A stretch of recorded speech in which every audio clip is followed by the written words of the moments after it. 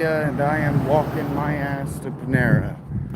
Sit down, get a drink, maybe a bowl of soup, smoke a cigarette.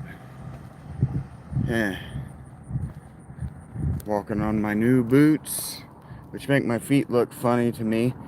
They look all wide and dumb looking, but the boots are still new. But boots, yay. And it turns out that all that pain in my legs was from not having adequate shoes.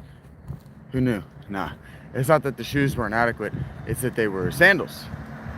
And I am pigeon-toed, have high arches, and a seriously torn groin and busted left knee. So as I'm walking, I'm trying to make sure I don't compensate, I don't twist my spine to adjust for my pelvis injury, because that is going to exacerbate the injury, first of all, and second, it's going to create problems on the right side, which it has over the course of a year. But spending the last several months in inadequate shoes has absolutely affected that.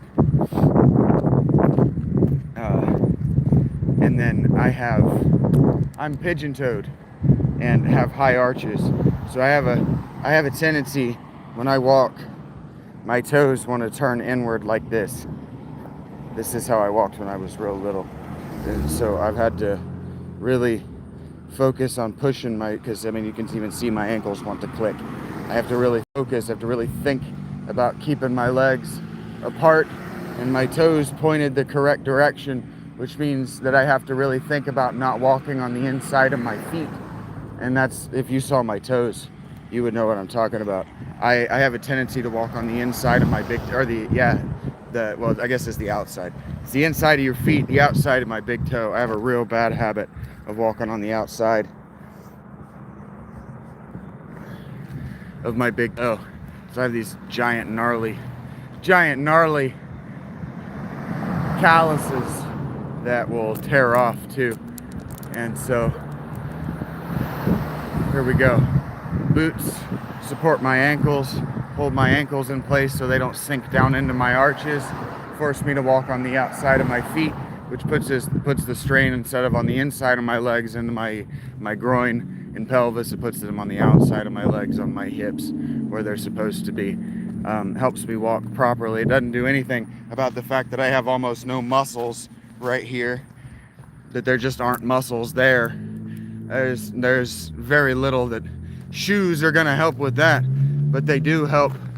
They help with my knees. They help me lift my knees so that while I'm going up this hill, I'm not putting the weight of my backpack on my penis, I'm putting it on my ass. All of that helps. And who knew that dollar socks from Dollar Tree would be plenty adequate? Who knew? They're made of the same fucking materials in the same fucking quantities. They're just a comfortable thickness. You don't need a whole fucking sheep in your sock or in your shoe when it's mostly 50 degrees outside. I don't know why I gotta fucking flip off rednecks who think they're better than I am. Like, go fuck yourself, redneck. Your car was literally held together by fucking ratchet hook cables. Go fuck yourself. Seba's probably not the good time, pal. Right in the middle of me telling a redneck to fuck himself is probably not a good time to introduce yourself. It's a good way to get told to go fuck yourself. Sis, go fuck yourself. Hey, furry, go fuck yourself. I don't give a shit if there are kids in my chat. This is not for kids. I marked that. Not made for kids. Take your kitty asses and go fuck them somewhere else. Huh!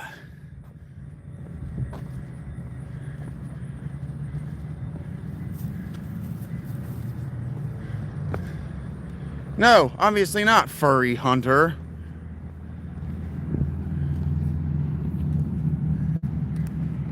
Obviously, I'm a disturbed individual.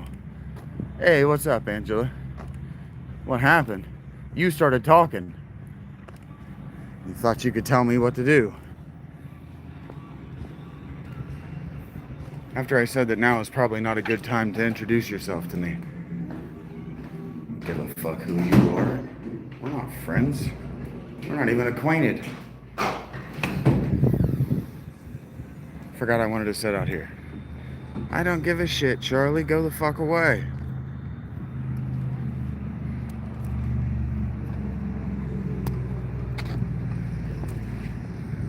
Y'all confused. My name is whatever your mom was calling out last night, Skinwalker.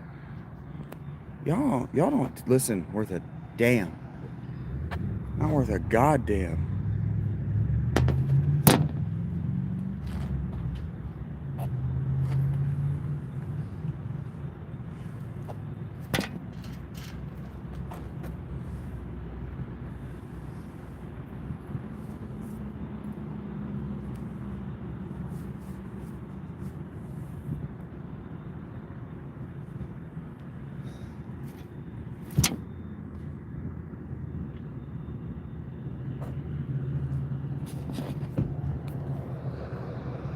I'm aware. I don't know why they think I need to listen to you, burgers.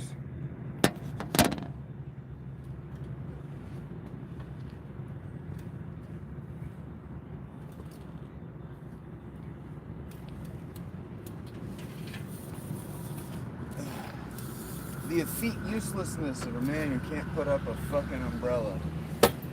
So his woman doesn't have to eat with an umbrella in her fucking face. Is what we're talking about when we're talking about Zanesville, Ohio.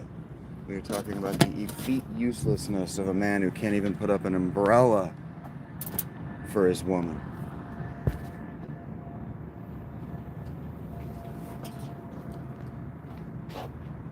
I want the rapture to come and take all the effete useless people. Can't even bother themselves to put up an umbrella so their woman doesn't have to eat with the inconvenience of an umbrella in her face. That's what I want. Rapture all these fucking useless people away.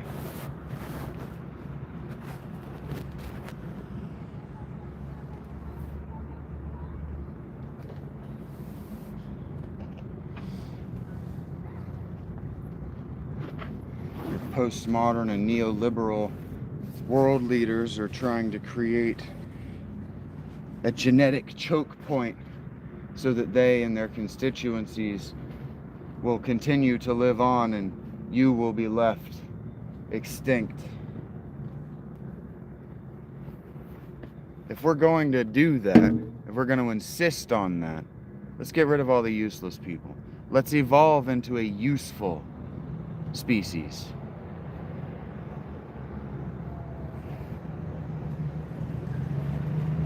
One that doesn't just sit around and piss and moan and bitch and talk about how nice they are.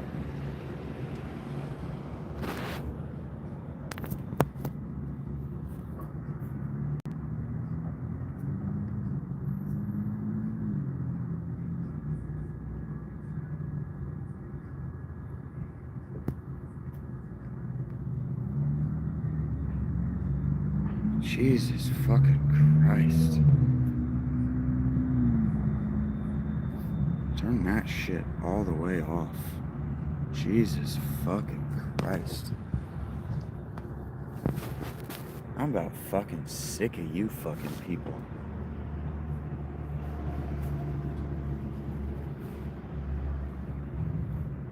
I have about fucking had it.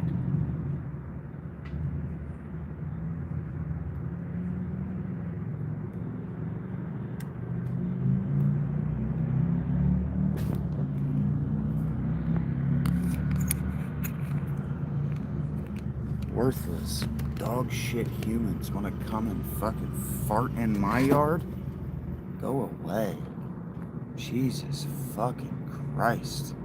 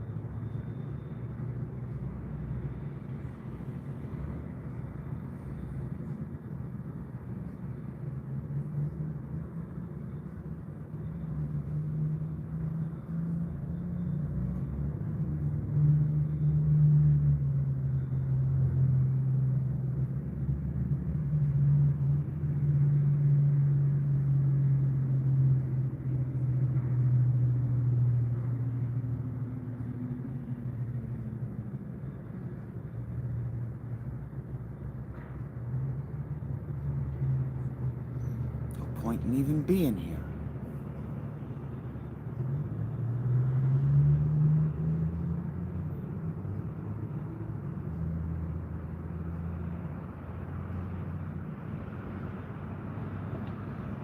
Fine, Andrew.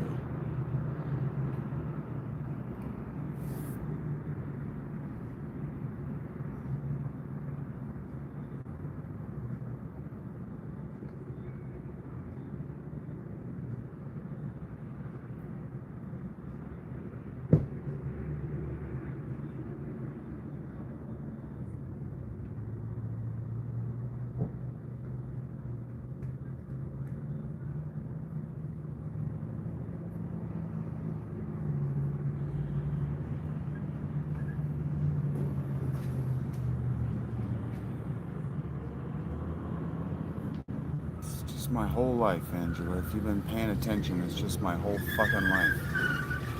I was born to assholes. I will die among assholes. I just feel like Dark Helmet at all times. My whole life.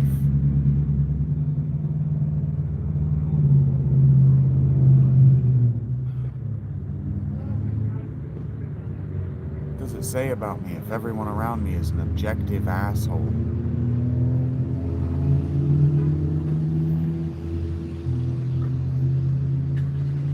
Makes me a toilet.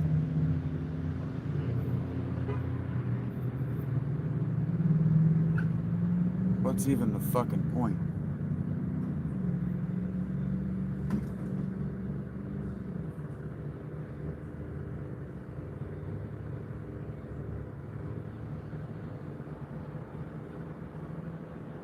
Just a bass-ackwards waste of my fucking time. Hey, Sam.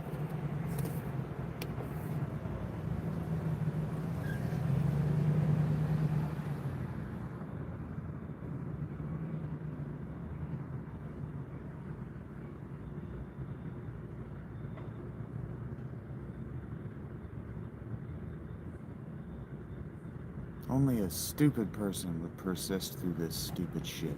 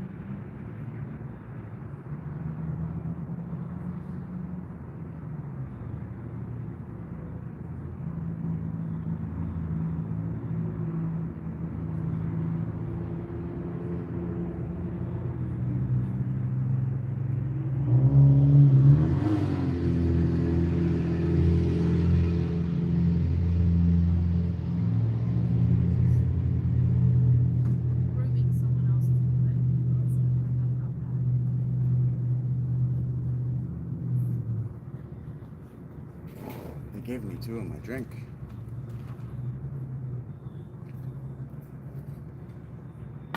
No, you don't get to pick who gets it.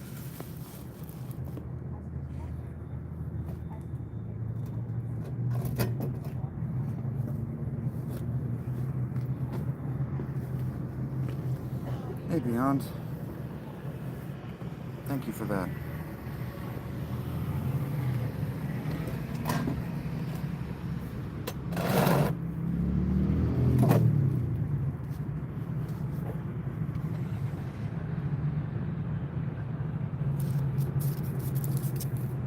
How's it going?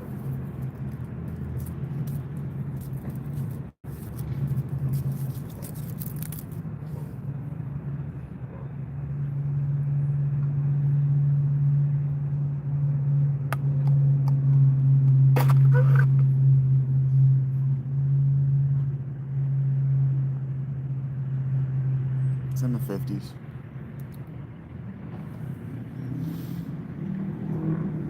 It's warm enough.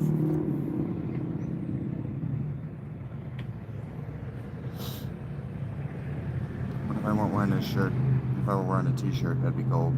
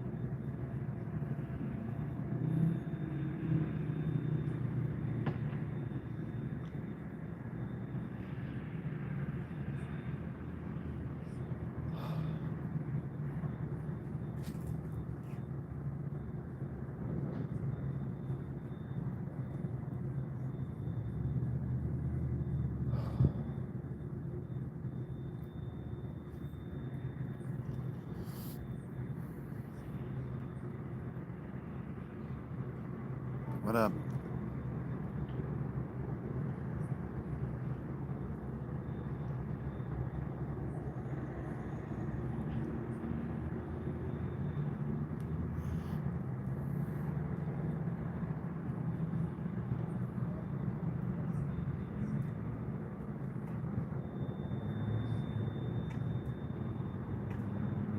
Hey, Rage.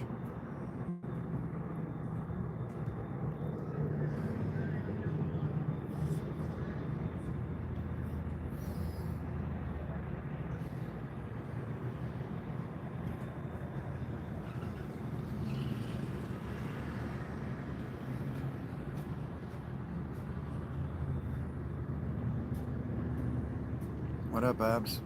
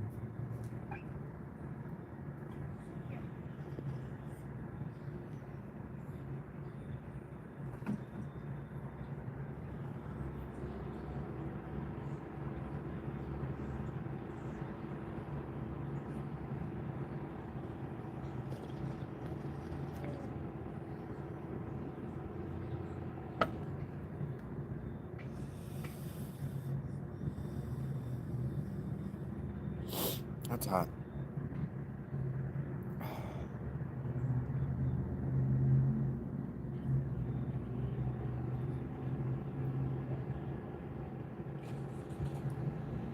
Is chicken juice made the same way as fruit juice? You just squeeze the chicken real hard?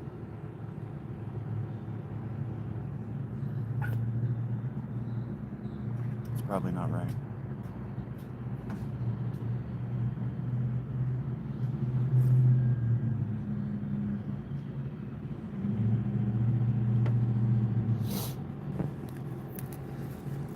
My mole buddy died and that makes me sad.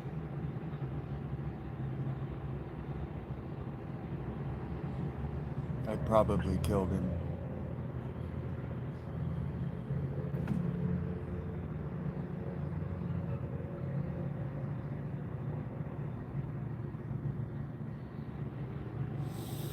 But he might have just frozen. I don't know. I don't know. I didn't do an autopsy. Just found him dead in my path. So I probably stepped on him.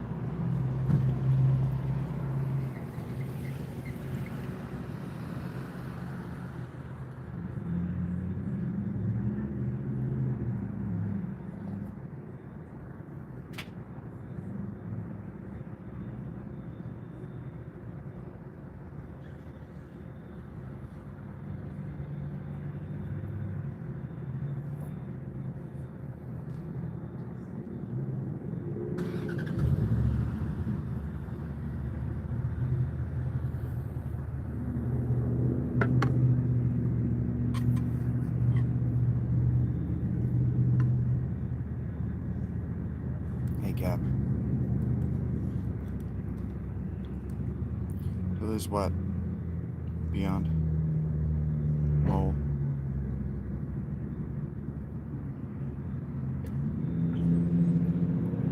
There was a mouse and a mole. I found the mole dead this morning.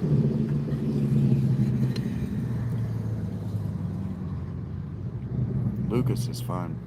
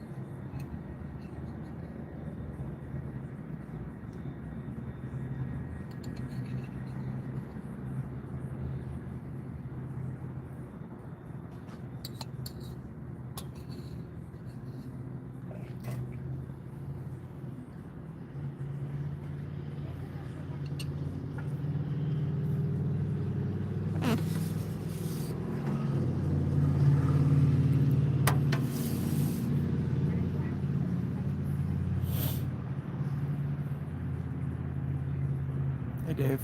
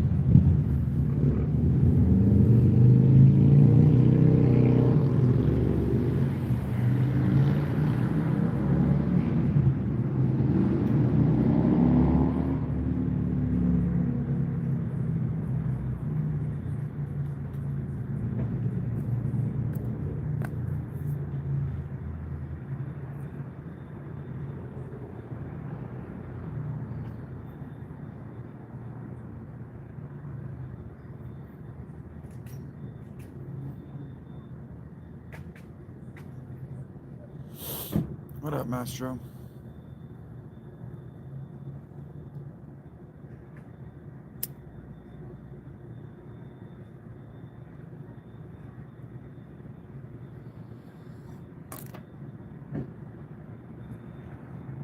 Well, isn't the UK a major importer of food goods, Maestro? Or beyond? Whoever the fuck said that.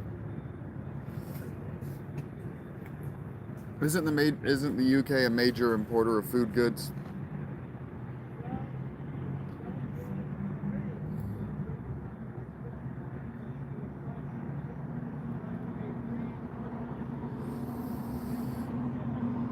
Didn't they just like increase their population by a huge percentage in refugees from Africa and elsewhere? Britain, the UK?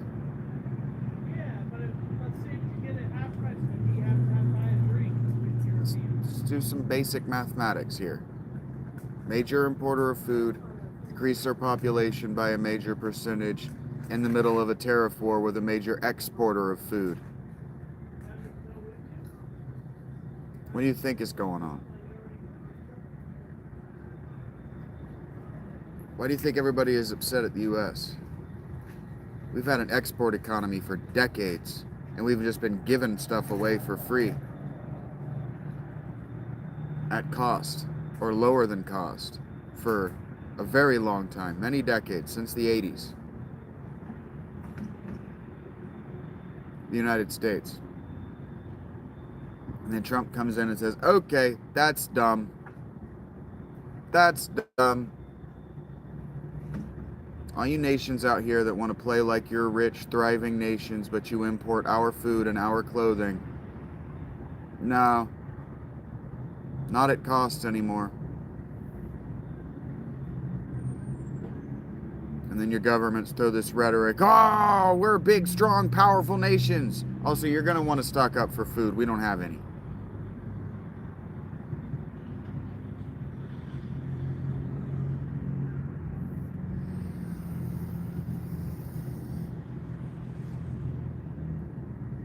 I mean, be prepared, but that's not going to happen. Russia's been threatening the UK since the 1800s, since fucking Ivan the Terrible. They're not gonna leapfrog. They're not gonna leapfrog Sweden to get to England. That'd be stupid.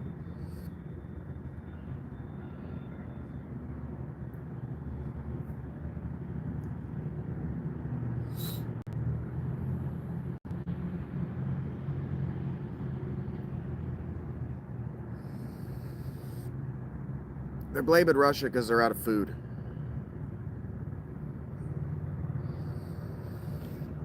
You set up the Borg tents to give your military something to do. Yeah. Well, they would. Russia's political rhetoric is 1800s at best.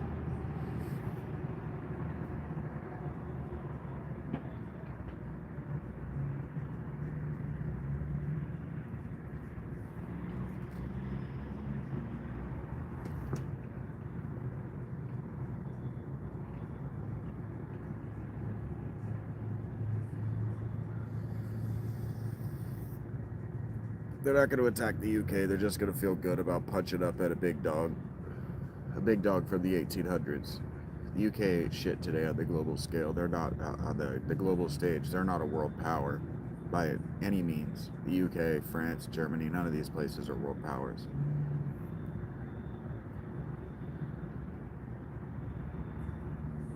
You got Russia, China, and the US.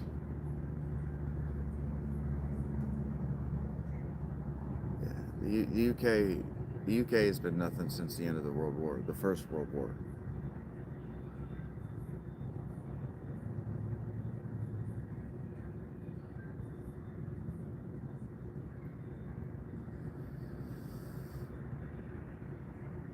Socialism took Europe and made it trash.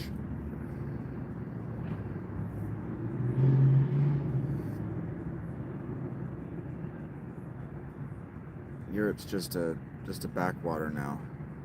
It's just a nice tourist destination.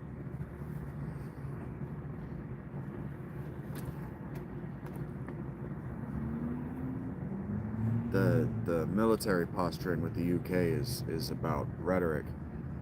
If the UK is telling you to buy food, it's because they don't have any to sell. And it's about to get a lot more expensive. I don't know if you know, but the US, our food economy is recovering. Which means that we're not selling it at cost or below anymore. We're eating it.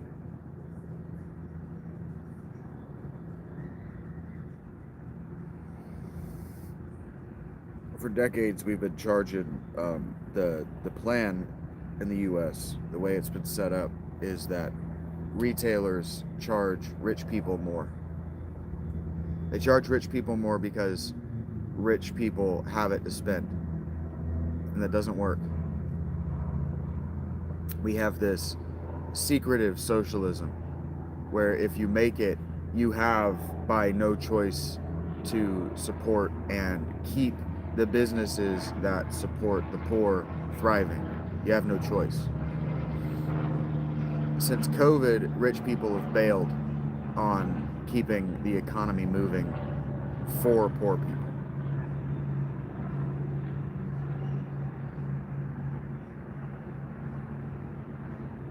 A lot of Americans in Scotland, yeah.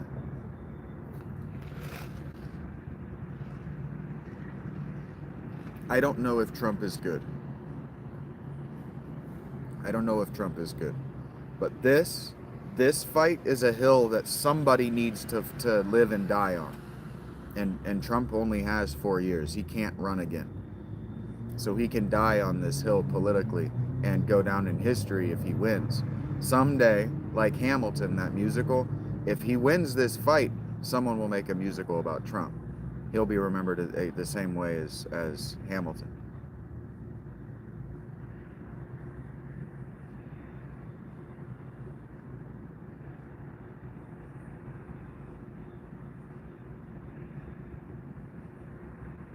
Oil isn't a real economy. Oil's not real.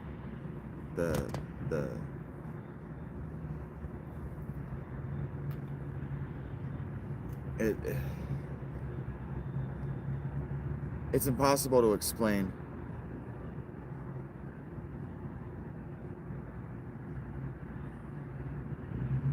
No, you can't change the law to stay in. The presidency has no power to change law. No.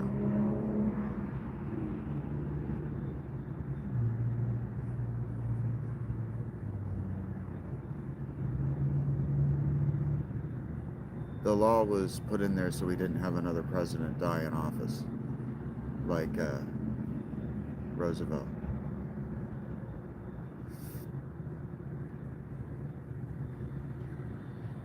The law is there to prevent the vice president being there by default because we chose to elect a man who is too old for the office. Re-elect.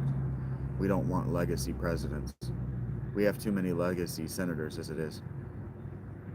Congressmen. Congress people. Congressional types. How's that? We have too many congressional types who are legacy as it is. No, the president can't change law. The way that works is it would have to go through the House, it would have to get passed in the House, it would have to get passed in the Senate, and then it would have to get passed through the Supreme Court, and that just isn't going to happen. The House is too antagonistic. The House is too antagonistic of Trump in general.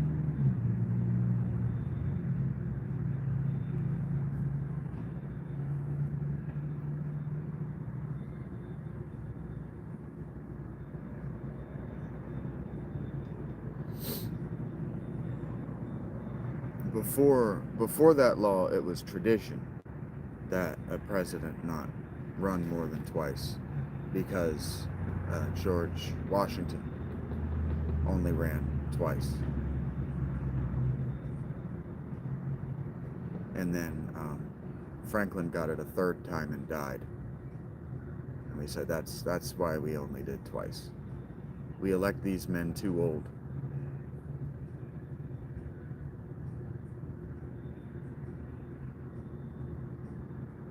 I mean, we say that, but if that's true, Kat, so, I mean, they're unsung heroes now.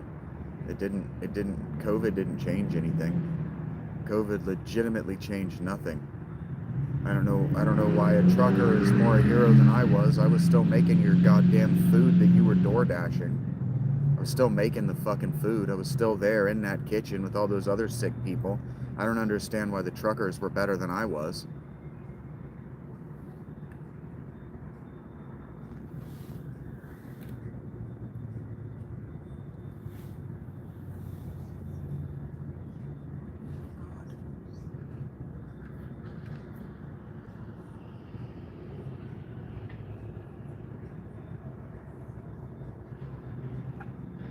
I don't understand why there's a hierarchy of laborers, Kat. Why is there a hierarchy of laborers? And you don't mean that. Like, you're not spending extra money at farmers markets directly on you don't mean it. It's just rhetoric. You just say it. And who are you saying it to? And for what? You're not running for office. CEOs don't do nothing, though. CEOs did nothing, then why is the job? Why does the job exist? Well, then run, Smokey, or vote for somebody younger. J.D. Vance is in his 40s. He's going to be your presidential candidate in 3 years. Obama was in his 40s. Did he do such a better job because he was in his 40s? And what are you talking about? What 70 or 80-year-old can relate to you? Every 70 or 80-year-old was your age once. What are you talking about they can't relate to you? Maybe you can't relate to them because you were never the age you're going to be. And why does relation matter? Why does it matter? It's called government, not family.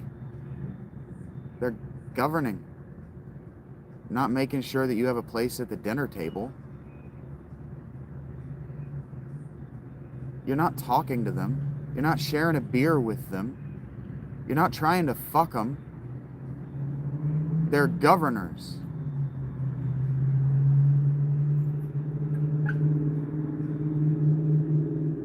Why do I need to be able to relate to you? Why do you think you need to be able to relate to me? You can't relate to me. You can't comprehend my lived experience. You can't comprehend the lived experience of a CEO. Jesus Christ, why did they send you photos? Hey, OPM. Jesus Christ.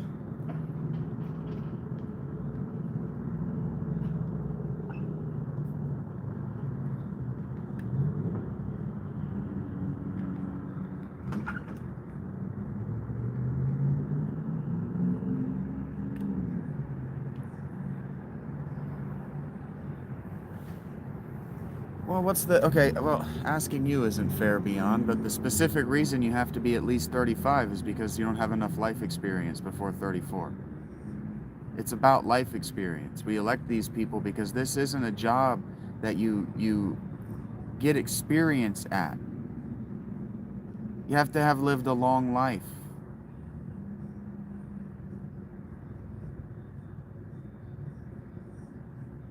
You have to have just lived a life. Most of the people that we've elected to president in the past weren't even career politicians. The presidency in the United States, Beyond, you can ask any of the people that you know that are from here. The presidency is supposed to be a duty. It's supposed to be a giving back to your nation. Once you've lived a life where you think, hey, I can lead my nation to better things, you're supposed to give back to your country by working in government.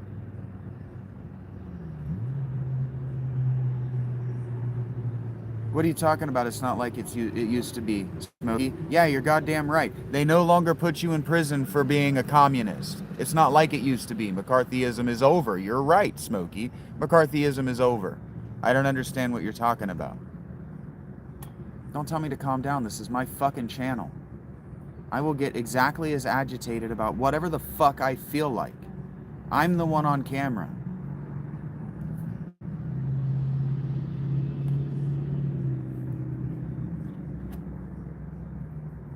If you want me to be calm, say things that make sense to me. I'll get mad at whoever I want, Angela. I'm not mad at anybody. I'm asking you questions.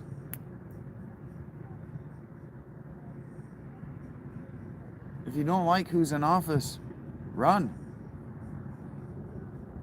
Or vote differently.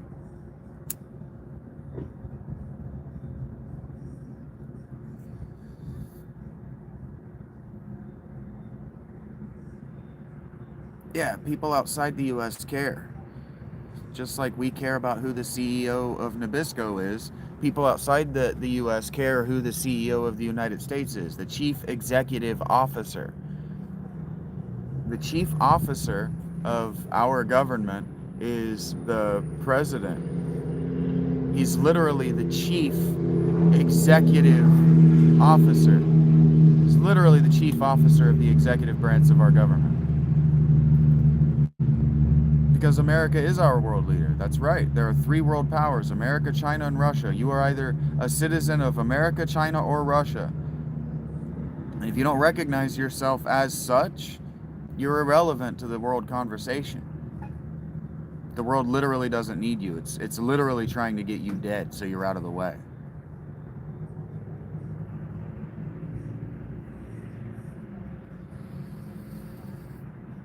That's what COVID was. COVID was trying to kill the world's poor and stupid so they were out of the way, so they weren't voting anymore. So we talk all this rhetoric about truckers. What are we talking about?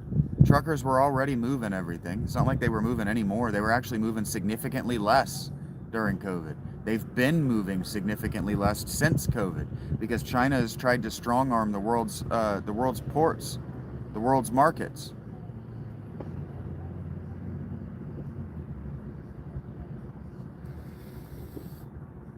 Because communism figured out before the 1980s, communism figured out with Lenin that communism isn't actually possible. Mercantilism is possible. So they turned the corner in the 90s. China and communism broadly turned the corner in the 90s into outright capitalism. And you guys are just happy to let them win. You're just happy to sign your non-compete clauses with China and Russia because they call themselves communists. And so you're like, oh, I'm doing good. I'm making sure that these governments feed their people. Fuck you, you are. Fuck you, you are.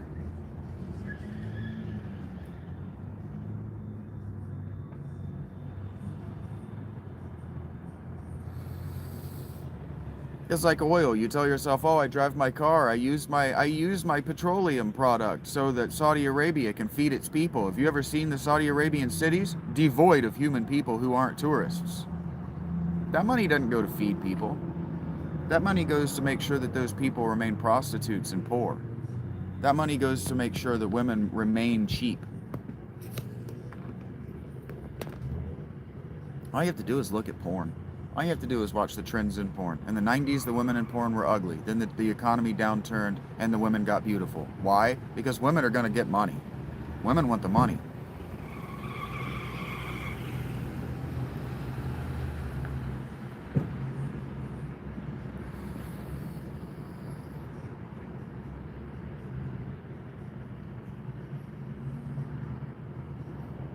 It's right there in front of us.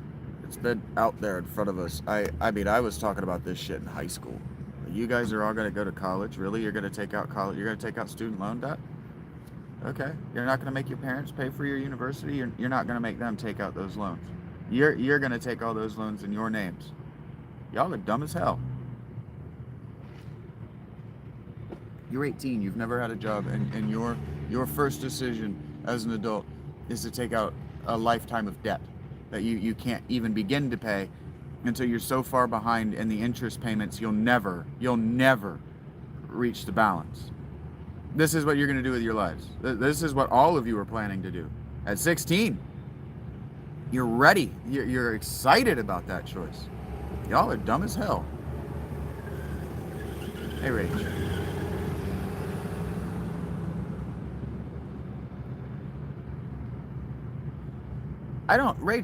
Angela, are you on camera?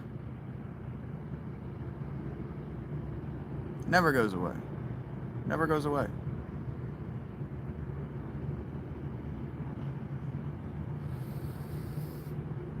You don't beat student loan debt.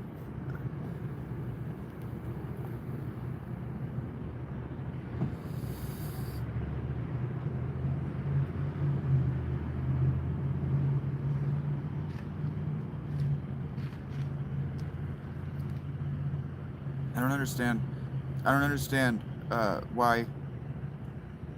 No, I'm just ranting about world politics. Beyond and I are having a discussion about world politics. He's freaked out about World War with Russia because Russia is posturing, and I'm explaining that Russia is not actually going to act through with their posturing because of who Russia is. So I'm explaining the world economy. Because Russia and China need Trump to back off of this tariff thing. Because if Trump doesn't back off of this tariff thing, the United States is going to be the only rich country in the world again. The roof for medical school. They don't need doctors and nurses. These hospitals can't be profitable. So they chase these students away with this debt.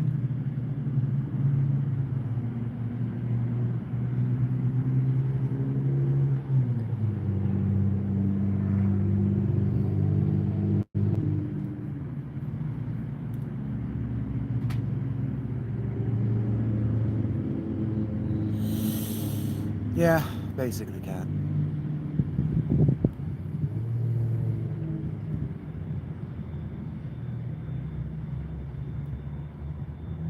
A loan that just ends isn't really a loan.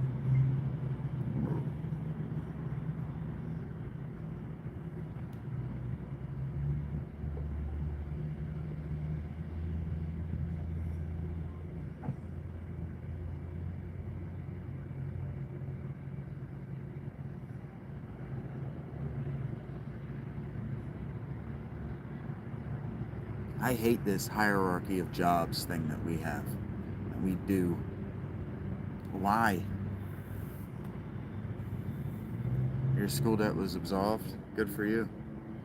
Good for you. Now see, here's the thing. I'm going to say something that's going to sound extremely libertarian. Because I first heard it among libertarians and then I went and I fact-checked it. And this is a fact. Libertarians are right about this. Every few kings, about every 10 years or so in the ancient world, they would absolve debts. That was a thing. The king would just go, okay, all the debts are cleared off the ledgers. And they didn't absolve the debts by paying them off. They just literally erased it all. They just erased all the ledgers. And the reason they did that is because debt debases the value of their currency. So basically what they did is they said, okay, all this debt that's inflating, it's devaluing our currency, that's inflating the cost of goods, no longer exists. Make the cost of goods what they should be. We don't need Biden back. The world wants Biden back because the world wants apocalypse. The world has felt since the conclusion of the Second World War that the US, China, and Russia have control of everything, and that if everything went into a dark age, we would have a fair democracy again. And everybody who believes that is very stupid.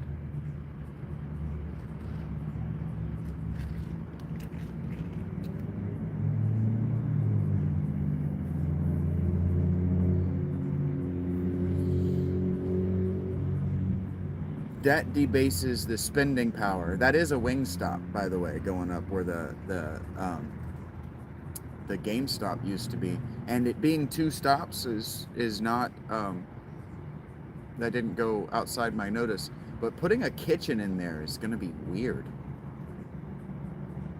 expensive, and I'm surprised the owner of the strip mall conceded to it, because if that Wingstop isn't profitable, it's going to be a fucking nightmare to clean.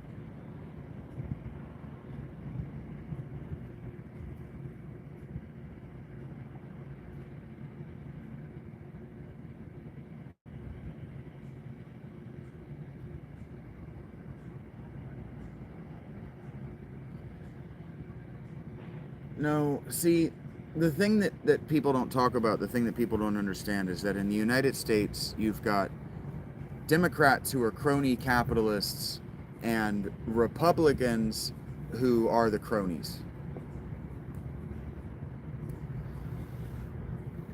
So,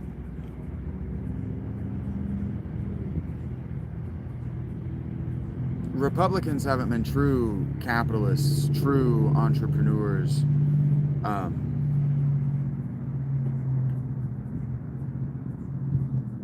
since at least the conclusion of the Second World War. Since at least, but probably since the conclusion of the First World War.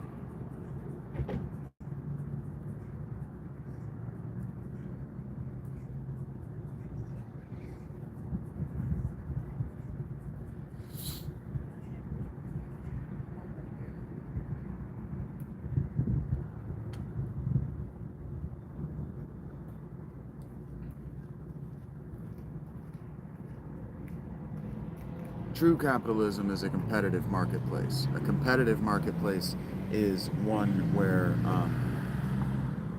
anybody with a marketable product can compete. Anybody with a marketable product can come to the marketplace and sell. And the marketplace that we have is one that is absolutely not competitive. You can't get to the marketplace without infrastructure. You can't get to the marketplace without distribution, and all of the distribution is monopolized. The distributors are owned by the major corporations. So if you want to compete with a major corporation, you have to sell to or through a major corporation. And that's not competing with the major corporation. That's called selling out. See, in the 80s, 90s, selling out was the worst thing you could do.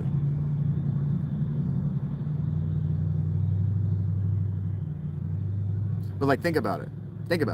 Beats headphones, right? They used to be independent, right? Used to be independent. But they could only get to market through a distributor, so they had to work deals with Walmart and whoever else to get their product onto a shelf. Or you have to buy directly from the producer, right? So those stupid kitschy 3D printed bullshits that I made that short about a few months ago, saying I just fucking hate this stuff. I hate this stuff. In order to buy that, you have to buy it directly from her, through her Etsy site, through her personal website, through her Patreon, wherever. You have to buy it from her store. That's not a competitive marketplace. She monopolized that store. She's the only thing selling in that store. She can't just take her kitschy garbage to Walmart because it won't sell. It won't move off the shelves.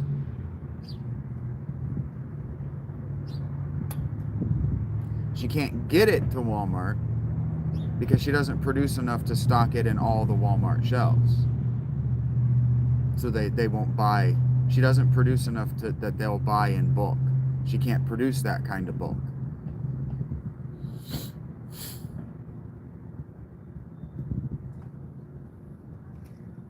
In order for her to get big enough with her kitschy bullshit to sell in bulk in this marketplace, it would no longer be kitschy bullshit that's handmade by her. It's not even handmade by her.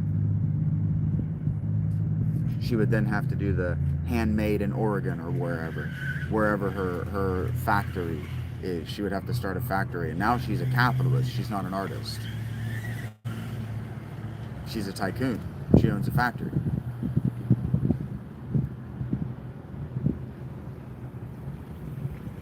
This is like basic shit, dudes. 17th century basic shit.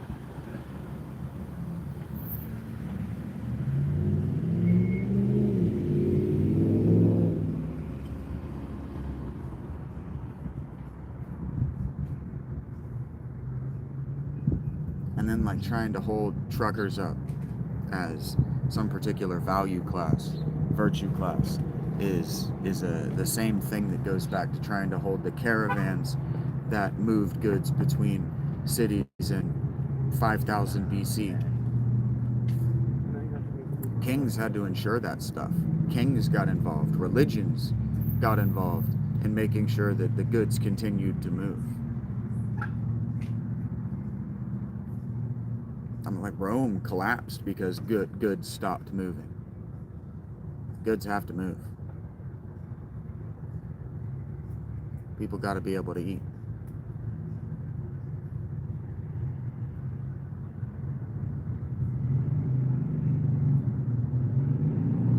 So like I was saying, for the past 40 or 50 years, the Democrat solution and the Republicans have just gone along with it because it got everybody elected. It got everybody elected was to make the rich spend more money on normal stuff, on just normal everyday purchases than what needed to be, so the businesses could stay open so they could have value meals for the poor effectively. And so the economy has looked around and said, that's not working. Rich people aren't spending money anymore and poor people don't have it. And so this dynamic pricing thing is working. It's getting rich people back in the economy again. And if rich people are in the economy, if rich people are spending locally, then the local economy can afford to have these charity jobs, which a job, an hourly wage, is charity.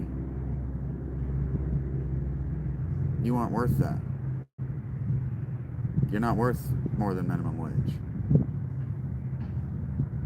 If you were worth more than minimum wage, you would have elected representatives who would have raised the minimum wage to what you're worth, but you haven't, so you're not.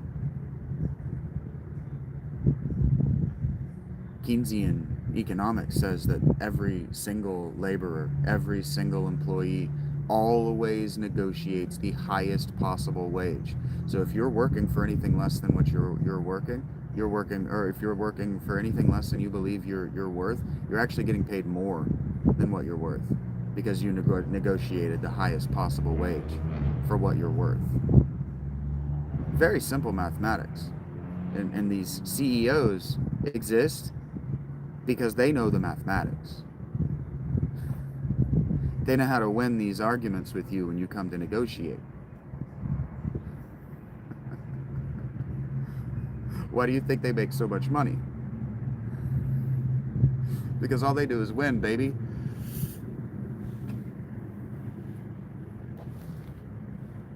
If the business loses a little bit of money because they made a bad deal with another CEO, you know what they have to do?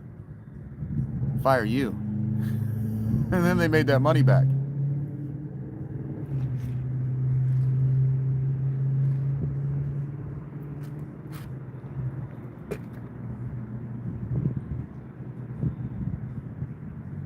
Right.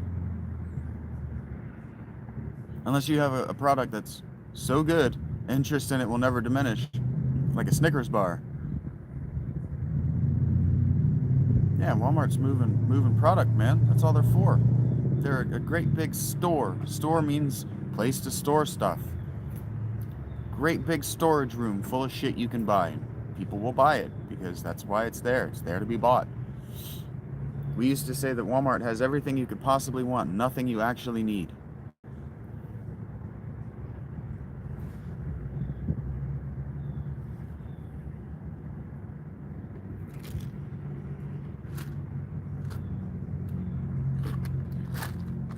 And then we just got complacent with the idea that we can buy our way to happiness.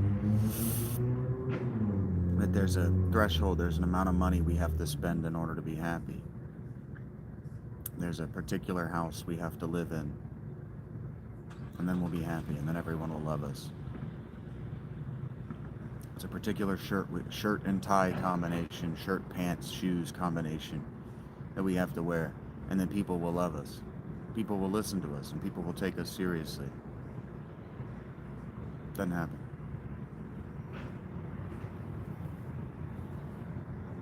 I've spoken on this camera naked.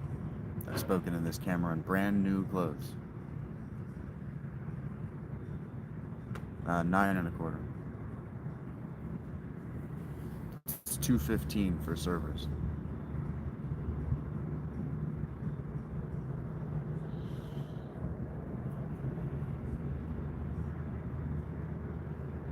It might have gone up to 12 1/4, but I don't think so. I'm pretty sure it's still $9.50 or 9 1/4. Might be $9.75.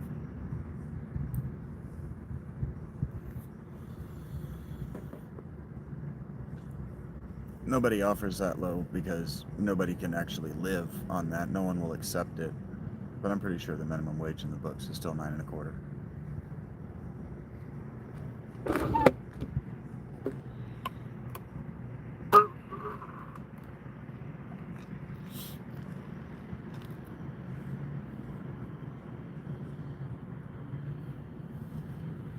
And that's a whole political thing too.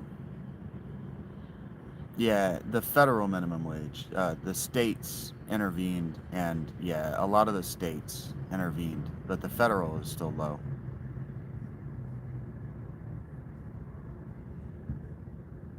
Well, tipping culture doesn't actually exist. That's rhetoric. Tipping culture doesn't actually exist.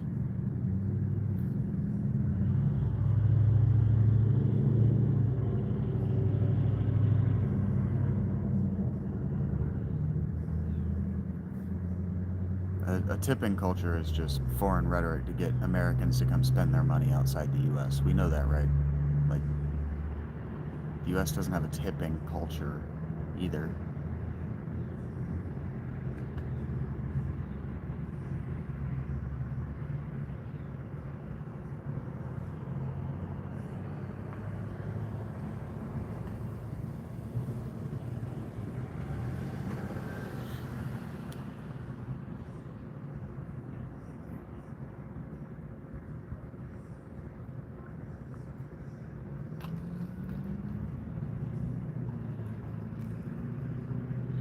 Allow and disallow tipping is, again, it's rhetoric. It's rhetoric, and it's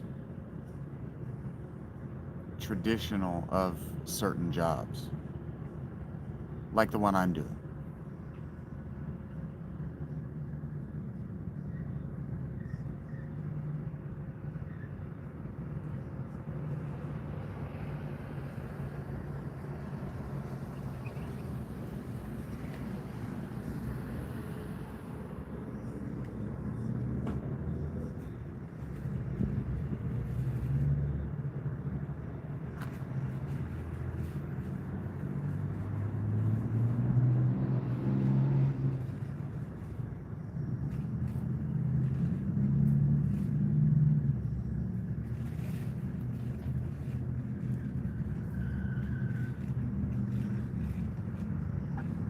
It's about income tax.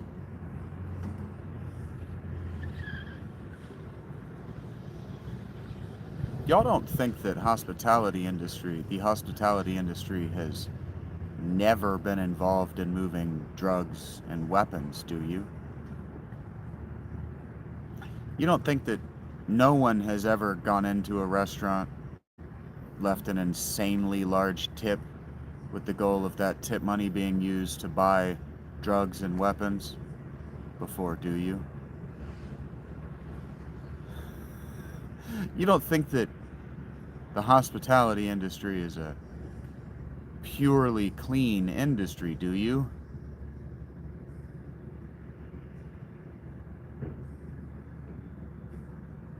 You know that the Italian mob works out of restaurants, right? You know that it's extremely easy to launder money through gifts and tips, right? Come on, guys. God gave you a brain for a reason, and it wasn't so governments can easily manipulate you into spending your money on shit you don't want to.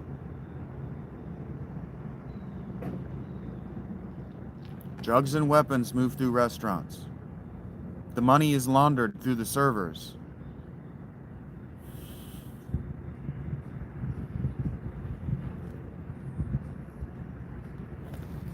Come on, guys. Watch a gangster movie. They all happen in restaurants. Bars, taverns were illegal in the Middle Ages because it was so easy to plot against the king. Where did the US plot against the king? In bars. Come on, guys.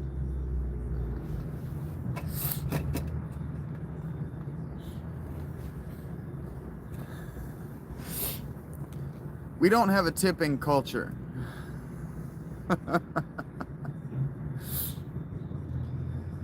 Tips are about encouraging rich people to come and spend.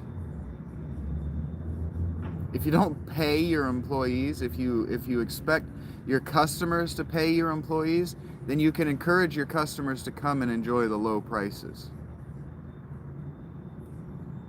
Rich people, people who actually have money to spend, go to these places to show off their wealth, to feel superior to the people that they're giving money to. We don't have a tipping culture.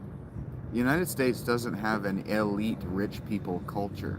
It's why people bitch that they have to pay the servers themselves. I want these low prices and I don't want to have to think about the humanity of my service.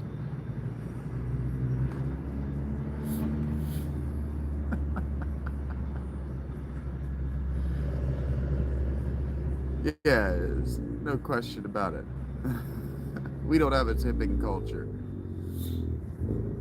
What we have is a bunch of hospitality industry corporations who can't afford to feed, or literally can't afford to feed their employees at the prices their customers, their clientele are demanding they pay.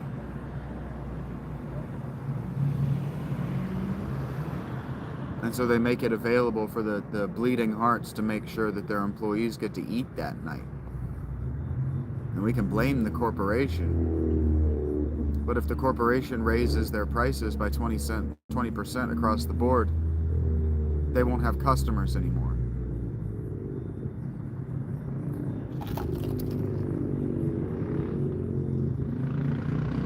This is a 100-year-old tradition in the United States.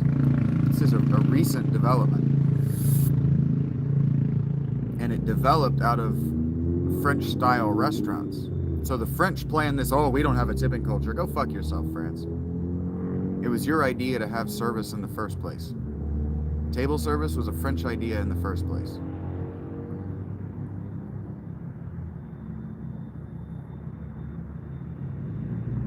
Paying them when they hand you your food, slipping them a bill when they give you your food or they give you your dessert, slipping them another bill to make sure that you get extra here, extra on your plate. That's because they weren't slaves. Y'all seem to have forgotten that part, the slaves part. Because what you don't do is that. slip them $1 here and there as the night goes on. That doesn't happen. And I bet I could count on my penis how many people in this chat and on this screen right now get excited to see their faces when they see that you've tipped too much.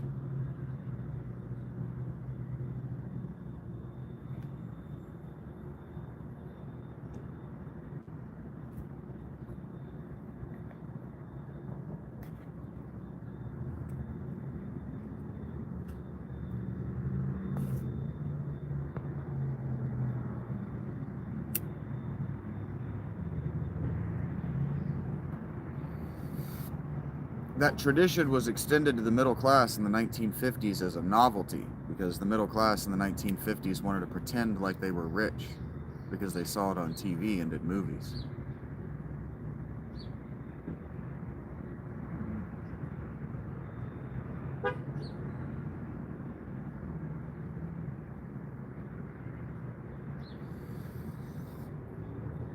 Marcellus, it does not endear you to me asking me if my girlfriend is around. I know that you don't particularly want to endear yourself to me, but you should want to endear yourself to me.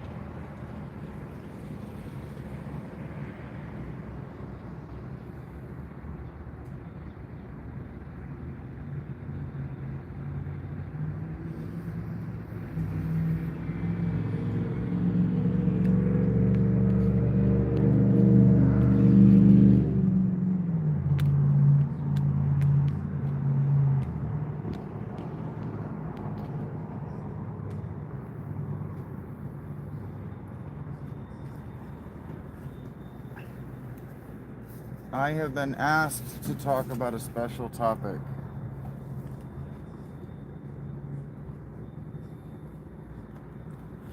Because I know somebody who's really going through it right now.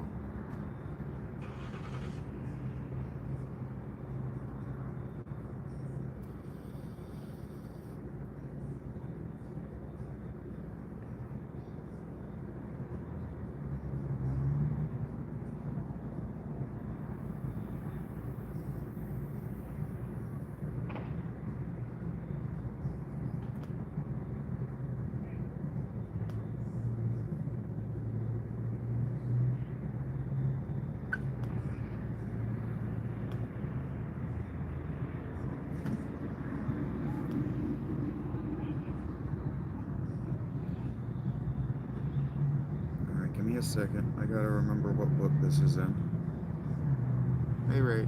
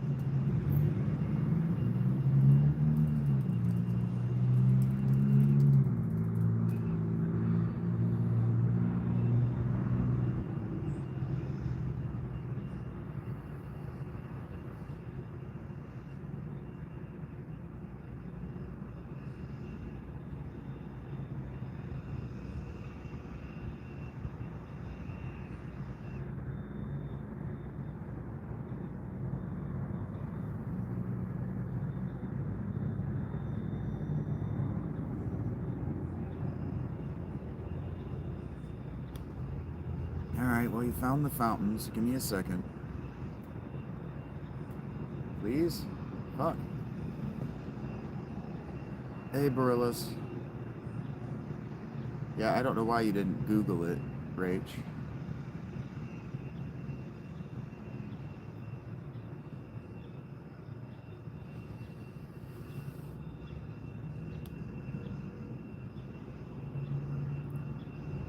I'm not gonna wait.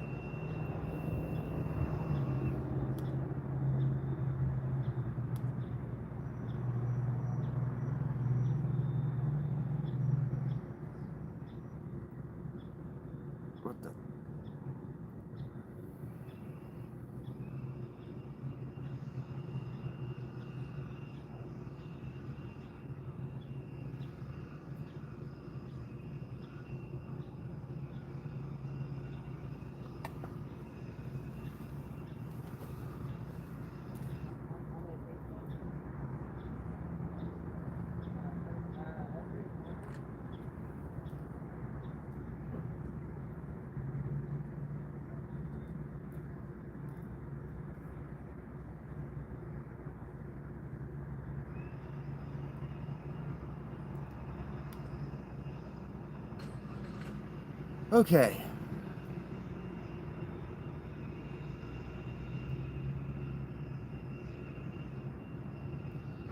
I would really like it if this would work with my keyboard.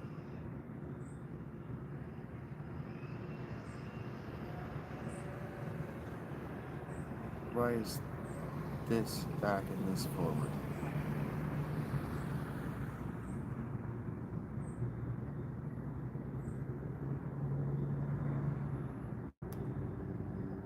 I was about to say, you have Billy Lover's PFP. What the fuck? What the fuck? Stop. Damn it.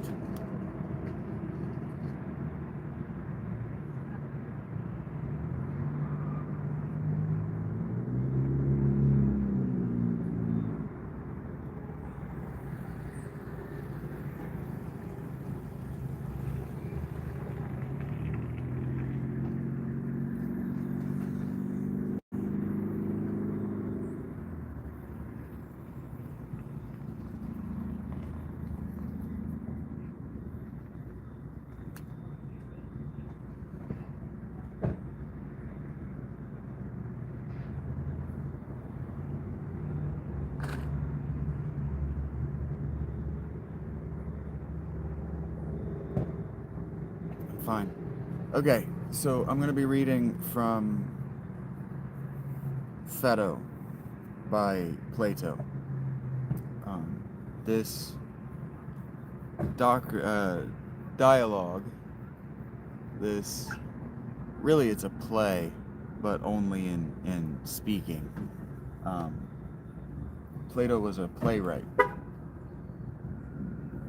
Plato identified as a playwright before he identified as a philosopher. This is in the prison where Socrates died. And Plato in an earlier moment, actually on the earlier page, is noted as being absent. So Plato wasn't here. But this is from Phaedo. It's called Phaedo because Phaedo is speaking right now. And he says, I will begin at the beginning and endeavor to repeat the entire conversation. On the previous days, we had been in the habit of assembling early in the morning, he and this poet Evenus, at the court in which the trial of Socrates took place, and which is not far from the prison. There we used to wait, talking with one another, until the opening of the doors, for they were not opened very early. Then we went in and generally passed the day with Socrates. On the last morning we assembled sooner than usual, having heard on the day before when we quitted the prison in the evening that the sacred ship had come from Delos. And so we arranged to meet very early at the accustomed place. On our arrival, the jailer who answered the door, instead of admitting us, came out and told us to stay until he called us. For the 11, he said, are now with Socrates. They are taking off his chains and giving orders that he is to die today. Notice that it's 11 and Socrates. How many were with Jesus? If you answer 12, you're wrong. Continuing, Phaedo says, he soon returned and said that we might come in. On entering, we found Socrates just released from his chains and Xanthippe, whom you know, sitting by him, and holding his child in her arms. When she saw us, she uttered a cry and said, as women will, "Oh, Socrates, this is the last time that either you will converse with your friends or they with you." Socrates turned to Crito and said, "Crito, let us take her home, or let someone take her home." Some of Crito's people accordingly led her away, crying out and beating herself. And when she was gone, Socrates, sitting up on the couch, bent and rubbed his legs, saying as he was rubbing, "How singular is the thing called pleasure, and how curiously related to pain, which might be thought to be the opposite of it. For they are never present to a man at the same instant, and yet he who pursues either is generally compelled to take the other.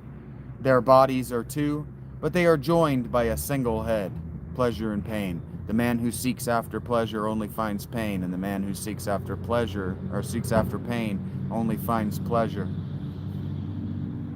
And I cannot help thinking that if Aesop had remembered them, he would have made a fable about God trying to reconcile their strife.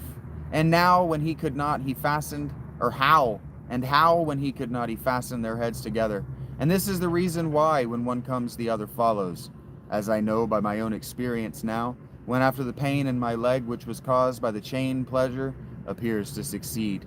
Upon this, Cebes said, I am glad, Socrates, that you have mentioned the name of Aesop, for it reminds me of a question which has been asked by many, and was asked of me only the day before yesterday by Evenus, the poet. He will be sure to ask it again, and therefore you would like me to have an answer ready for him. You may as well tell him what I should say to him. He wanted to know why you, who never before wrote a line of poetry, now that you are in prison, are turning Aesop's fables into verse, that is, into poetry, and also composing that hymn in honor of Apollo. Tell him, Cebes, Socrates replied, what is the truth? That I had no idea of rivaling him or his poems. To do so, as I knew, would be no easy task. Tell Evenus, says Socrates.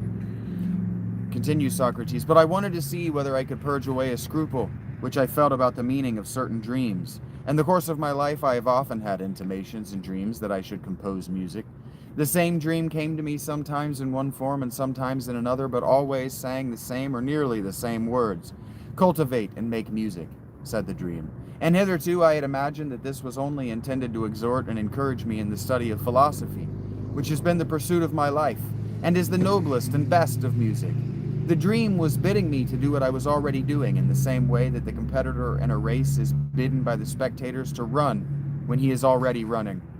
But I was not certain of this, for the dream might have meant music in the popular sense of the word, and being under sentence of death and the festival giving me a respite, I thought that it would be safer for me to study the scruple and, in obedience to the dream, to compose a few verses before I departed.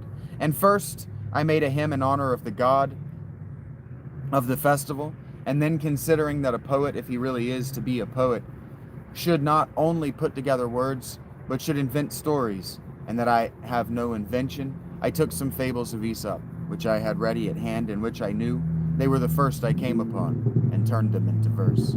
Tell this to Evenus, Cebes, and bid him to be of good cheer. Say that I would have him come after me if he be a wise man, and not tarry, and that today I am likely to be going, for the Athenians say that I must. Simmias then said, what a message for such a man! Having been a frequent companion of his, I should say that, as far as I know him, he will never take your advice unless he is obliged. Why? Said Socrates. Is not Evenus a philosopher? I think that he is, said Simmias. Then he, said Socrates, or any man who has the spirit of philosophy, will be willing to die. But he will not take his own life, for that is held to be unlawful. Here he changed his position and put his legs off the couch onto the ground, and during the rest of the conversation, he remained sitting.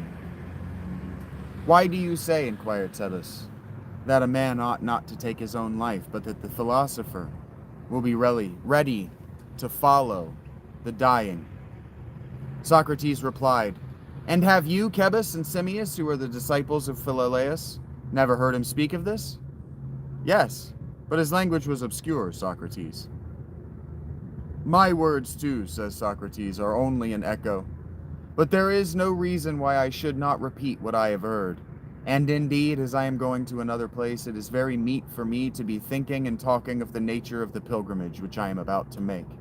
What can I do better in the interval between this and the setting sun? Then tell me, Socrates, why is suicide held to be unlawful? As I have certainly heard Philolaus, about whom you were just now asking, confirm when he was staying with us at Thebes. And are there others who say the same, although I have never understood? And there are others who say the same, although I have never understood what was meant by any of them. Do not lose heart, replied Socrates, and the day may come when you will understand. I suppose that you wonder why, when other things which are evil may be good at certain times, and to certain persons, death is to be the only exception. And why, when a man is better dead, he is not permitted to be his own benefactor, but must wait for the hand of another.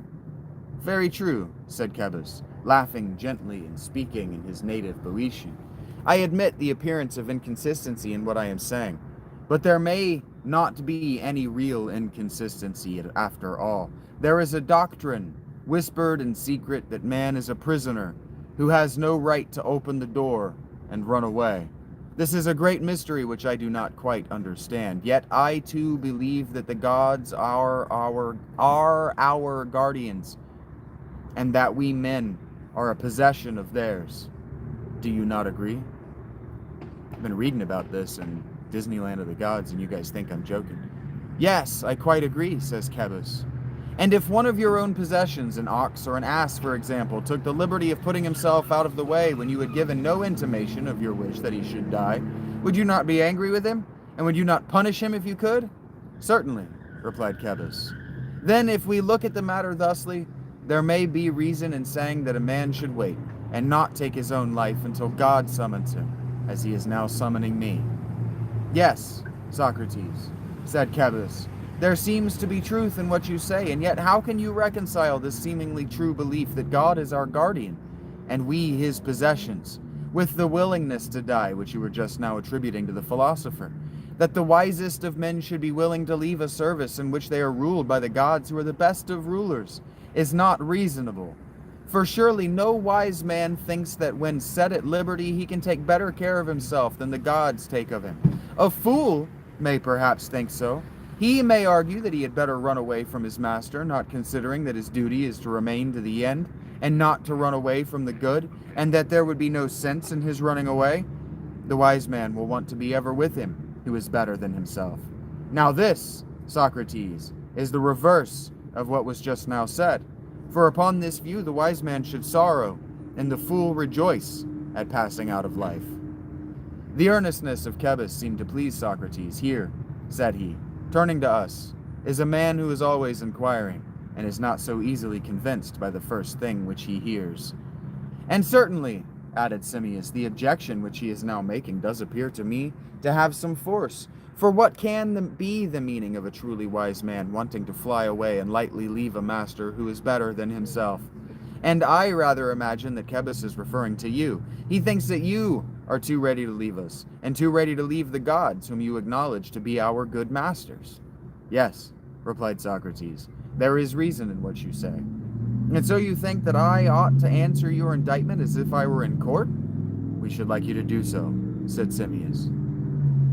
Then I must try to make a more successful defense before you than I did before the judges. He's literally going to let them stand on trial. They're going to put him on trial again in prison when they know that he's going to drink this hemlock tea, and they're going to make him defend not taking the suicide out. That's what they're doing to him right now. This is deeply fucked up what his friends are making Socrates do right now.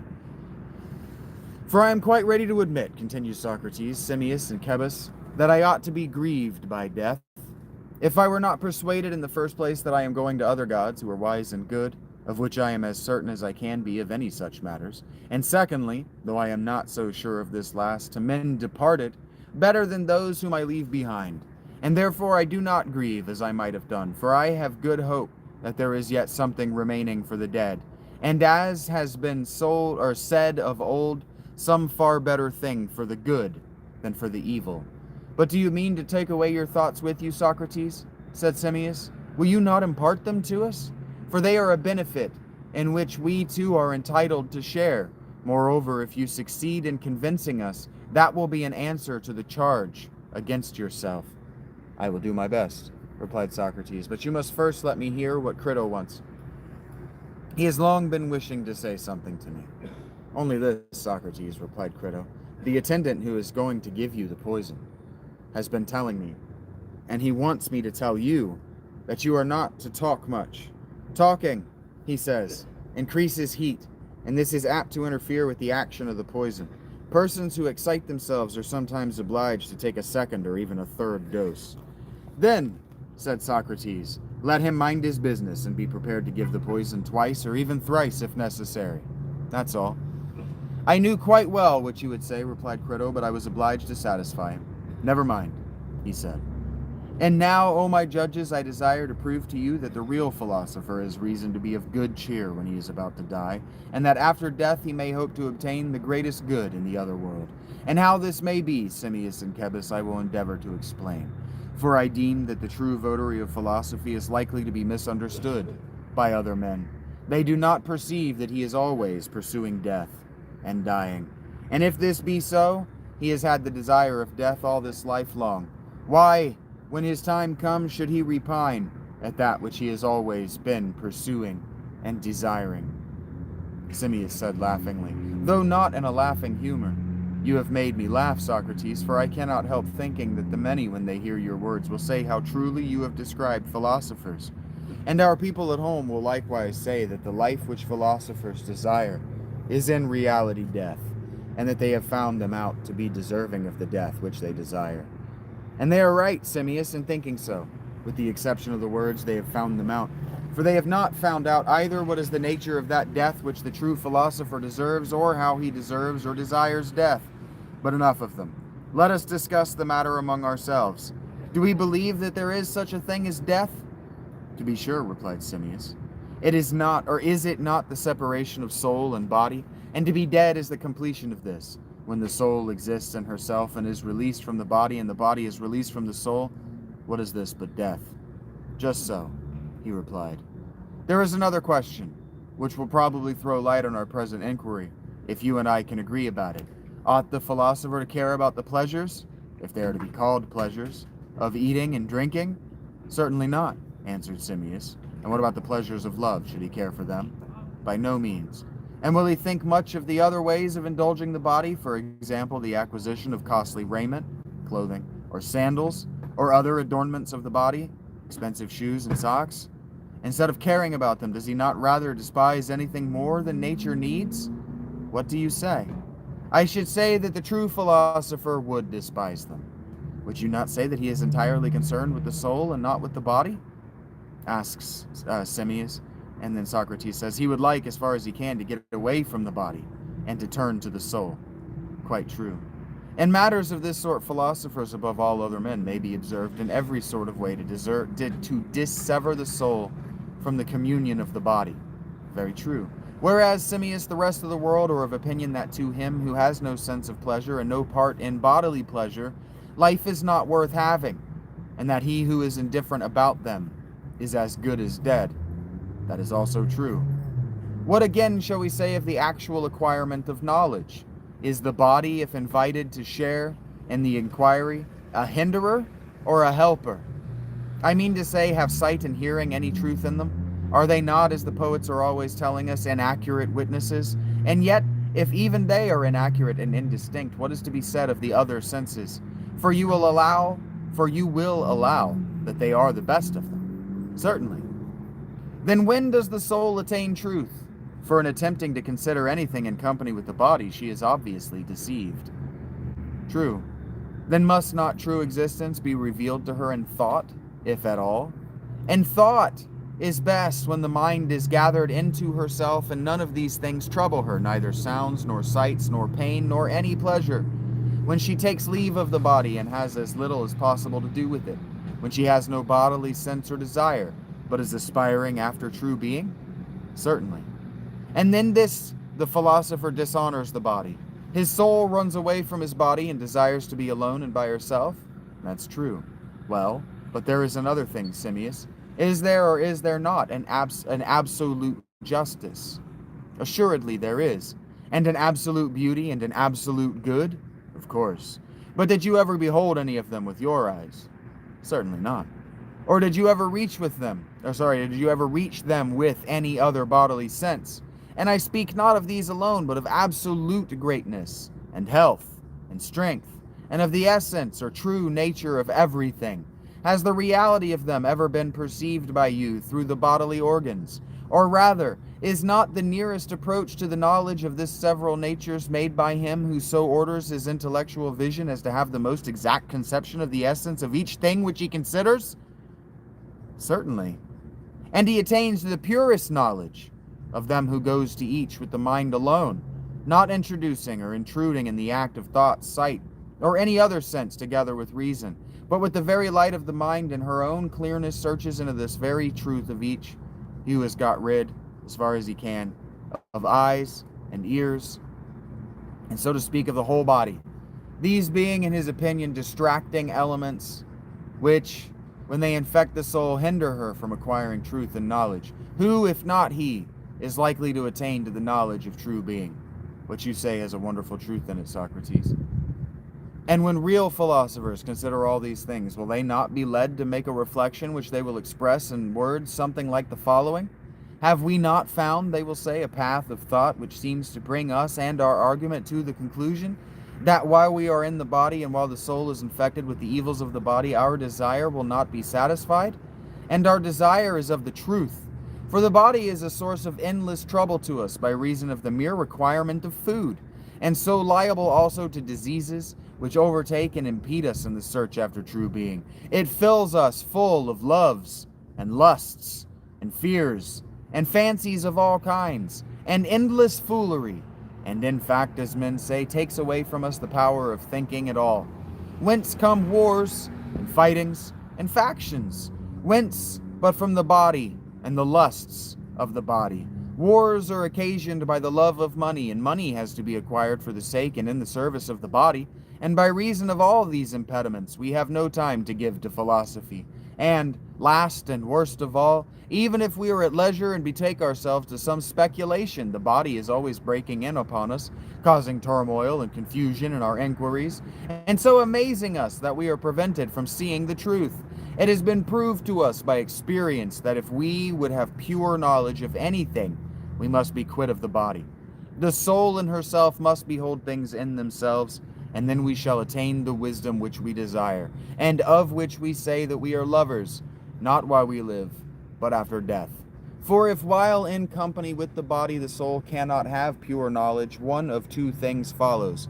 Either knowledge is not to be attained at all, or, if at all, after death.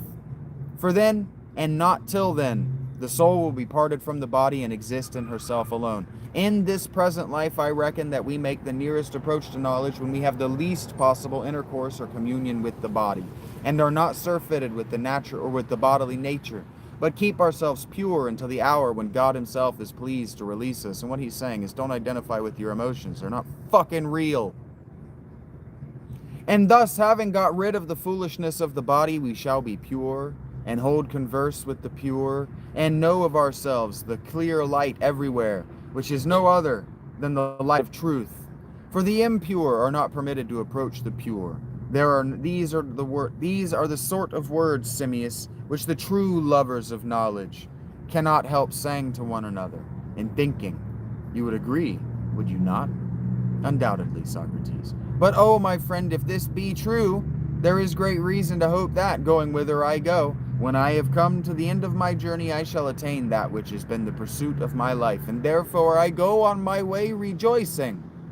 And not I only, but every other man who believes that his mind has been made ready, and that he is in a manner purified. Certainly, replied Simmias. And what is purification but the separation of the soul from the body, as I was saying before? The habit of the soul gathering and collecting herself into herself from all sides out of the body, the dwelling in her own place alone as in another life, so also in this, as far as she can. The release of the soul from the chains of the body? Very true, he said. And this separation and release of the soul from the body is termed death? To be sure. And the true philosophers, and they only, are ever seeking to release the soul. Is not the separation and release of the soul from the body their especial study? That is true. And as I was saying at first, there would be a ridiculous contradiction in men studying to live as nearly as they can in a state of death, and yet repining when it comes upon them. Clearly. And the true philosophers, Simmias, are always occupied in the practice of dying. Wherefore also to them least of all men is terrible, Wherefore also to them least of all men, to them least of all men is death terrible. Look at the matter thus. If they have been in every way the enemies of the body, and are wanting to be alone with the soul, when this desire of theirs is granted, how inconsistent would they be if they trembled and repined, instead of rejoicing at their departure to that place where, when they arrive, they hoped to gain that which in life they desired. And this was wisdom, and at the same time to be rid of the company of their enemy. Many a man has been willing to go to the world below, animated by the hope of seeing there an earthly love, or wife, or son, and conversing with them. And will he, who is a true lover of wisdom and is strongly persuaded in like manner that only in the world below he can worthily enjoy her, still repine at death? Will he not depart with joy? Surely he will, O friend, if he be a true philosopher, for he will have a firm conviction that there and only there can he find wisdom and her purity. And if this be true, he would be very absurd, as I was saying, if he were afraid of death. He would indeed, replied Simmias. And when you see a man who is repining at the approach of death, is not his reluctance a sufficient proof that he is not a lover of wisdom, but a lover of the body, and probably at the same time a lover of either money or power, or both? Quite so, he replied. And is not courage, Simmias, a quality which is specially characteristic of the philosopher? Certainly. There is temperance again, which even by the vulgar is supposed to consist in the control and regulation of the passions and in the sense of superiority to them. Is not temperance a virtue belonging to those only who despise the body and who pass their lives in philosophy? Most assuredly. For the courage and temperance of other men, if you will consider them, are really a contradiction. How so? Well, he said, you are aware that death is regarded by men in general as a great evil. Very true, he said. And do not courageous men face death because they are afraid of yet greater evils? That is quite true. Then all but the philosophers are courageous only from fear, and because they are afraid. And yet that a man should be courageous from fear, and because he is a coward, is surely a strange thing. Very true. And are not the temperate exactly in the same case? They are temperate because they are intemperate, which might seem to be a contradiction, but is nevertheless the sort of thing which happens with this foolish temperance. For there are pleasures which they are afraid of losing, and in their desire to keep them they abstain from some pleasures, because they are overcome by others. And although to be conquered by pleasure is called by men intemperance, to them the conquest of pleasure consists in being conquered by pleasure. And that is what I mean by saying that. In a sense, they are made temperate through intemperance. What he's saying is that the suicide is a coward, and they're doing the bravest thing they can think to do. Such appears to be the case, agrees Simmias. Yet the exchange of one fear or pleasure or pain for another fear or pleasure or pain, and of the greater for the less, as if they were coins, is not the exchange of virtue. O my blessed Simmias, is there not one true coin for which all things ought to be exchanged? And that is wisdom. And only in exchange for this, and in company with this, is anything truly bought or sold, whether courage or temperance or justice. Appropriate reading for today's talk on the world economy and how y'all don't know anything about it. You don't know anything about courage or temperance or justice either. And is not all true virtue the companion of wisdom, no matter what fears or pleasures or other similar goods or evils may or may not attend her? But the virtue which is made up of these goods, when they are severed from wisdom and exchanged with one another, is a shadow of virtue only, nor is there any freedom or health or truth in her. But in the true exchange there is a purging away of all these things, and temperance and justice and courage and wisdom herself are the purgation of them.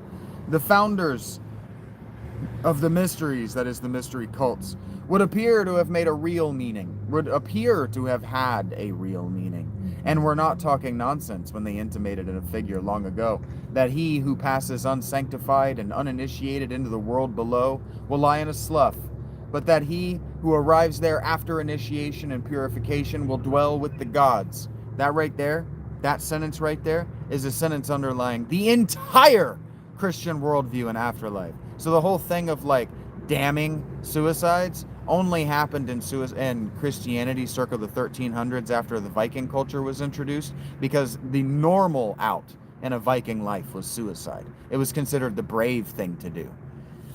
The normal out. Normal. People in their 30s just usually, that was the normal way to go in Scandinavia, in the Viking world, in Germany, and the UK. Until about the 1300s.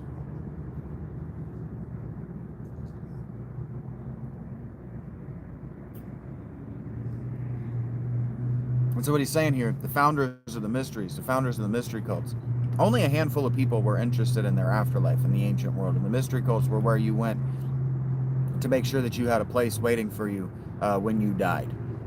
And so we're going to read that again. The founders of the mystery cults would appear to have had a real meaning, and we're not talking nonsense when they intimated in a figure long ago that he who passes unsanctified and uninitiated into the world below will lie in a slough, but that he who arrives after their initiation and purification will dwell with the gods. Christianity just took all that shit and made it the only legal way to get into any kind of afterlife. They just made all the other afterlives illegal. That right there, that sentence right there, is the foundation of Christian afterlife theology. For many, as they say in the mysteries, are the thyrsus bearers, but few are the mystics. Meaning, as I interpret the word, the true philosophers. A mystic is somebody who actually does battle with the terror of history. The thyrsus bearers are the people who drink the LSA compound, but only a handful of people are actually going to do anything about their bad trip. Basically what he's saying here is that people come to the mysteries and they take the psychedelic and they have a bad trip. And only a handful of people have a good trip. And those people, those are the true philosophers. People who've never had a bad trip, those are the true philosophers. Those are the people you don't fucking contradict when we speak. And the number of whom, during my whole life, I have been seeking, continues Socrates, according to my ability to find a place. Whether I have sought in a right way or not, and whether I have succeeded or not, I shall truly know in a little while. If God will, when I arrive, myself in the other world, such is my belief. And therefore I maintain that I am right, Simmias and Kebus, in not grieving or repining at parting from you and my masters in this world. For I believe that I shall equally find good masters and friends in another world. But most men do not believe this saying. If then I succeed in convincing you by my defense better than I did the Athenian judges, it will be well.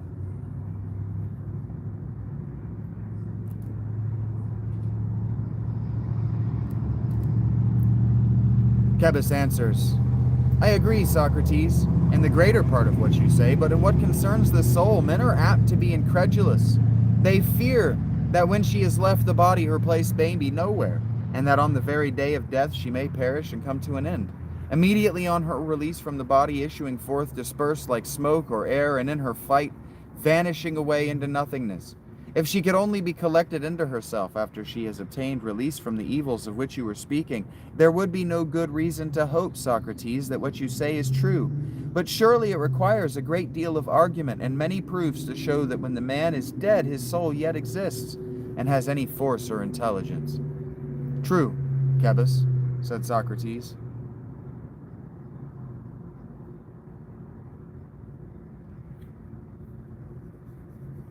And shall I suggest that we converse a little of the probabilities of these things? I am sure, said Kebus, that I should greatly like to know your opinion about them. I reckon, said Socrates, that no one who heard me now, not even if he were one of my old enemies, the comic poets, could accuse me of idle talking about matters in which I have no concern. If you please, then, we will proceed with the inquiry. Suppose we consider the question whether the souls of men after death are or are not in the world below. There comes into my mind an ancient doctrine which affirms that they go from hence into the other world, and returning hither are born again from the dead.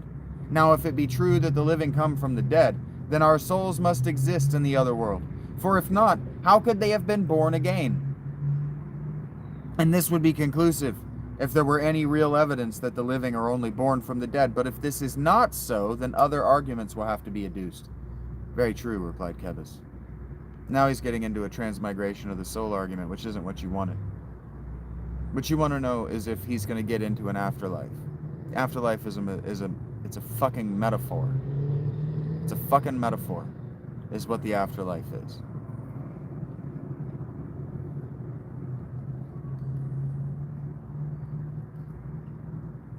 He did the bravest thing that a coward could think to do.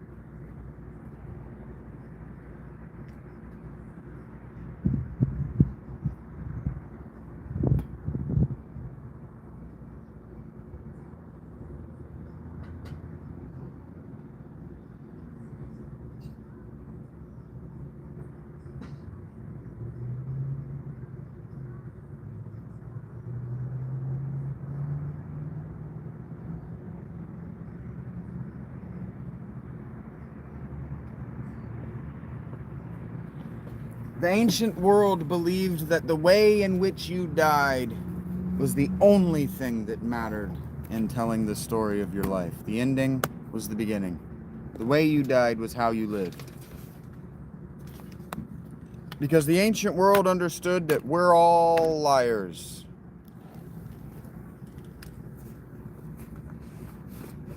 That you're all liars. That everything we do, everything that we let people see about us, everything that we claim about ourselves is a bald face.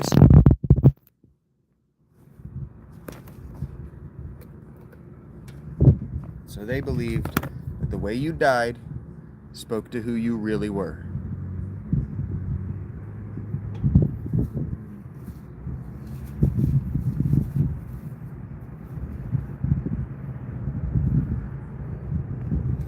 And then they moved on. Christianity developed the habit of encouraging the family members of suicides to forget them entirely.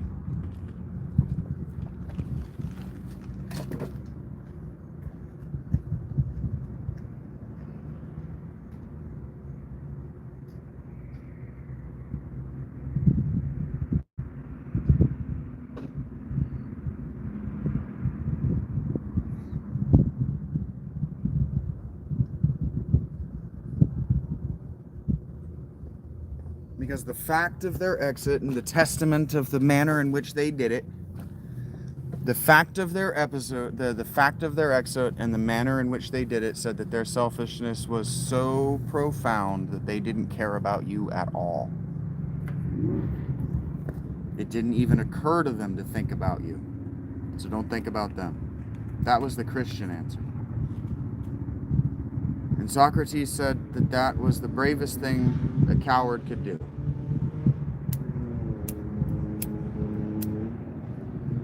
That they wanted an exit that spoke to who they really were.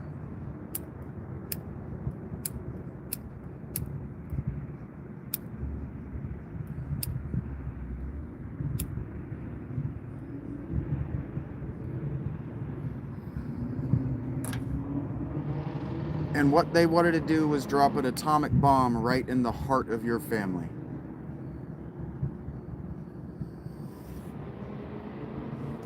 So the medieval Christian world said, fuck them, forget them.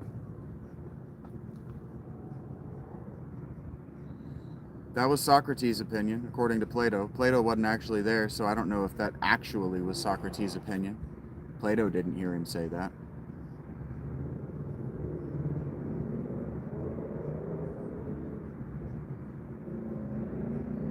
Yeah, it is.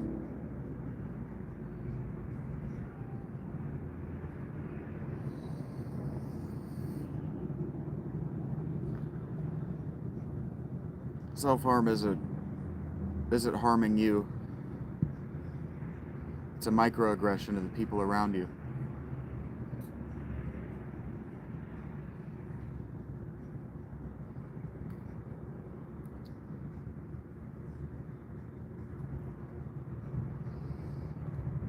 This narrative of despair that we give to people who take their own exits. This narrative of despair, it's just not true. It's not true. That's an act of harm, just trying to hurt people. They feel powerless to actually hurt the people that they want to hurt in the manner and to the degree that they want to hurt them. So they hurt them as badly as they can.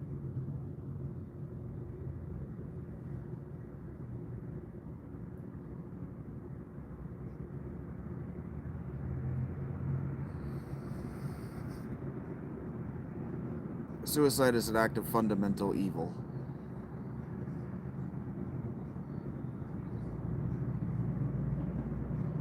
Because they've been hurt.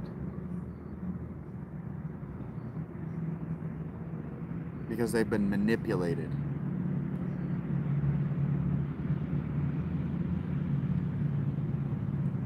Because they've been manipulated.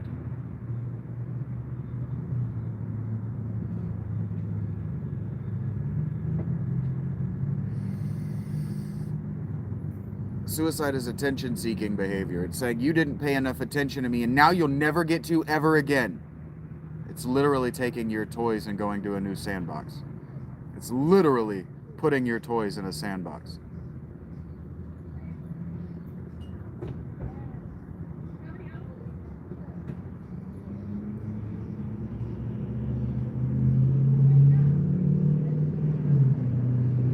The word you're looking for is cowardice.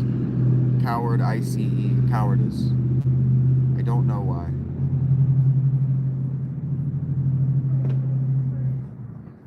People, non-native English speakers complain about words like, okay, why didn't it have the ness? Why don't they all have the ness at the end if it's ness, cowardness? Why isn't it cowardliness or cowardness?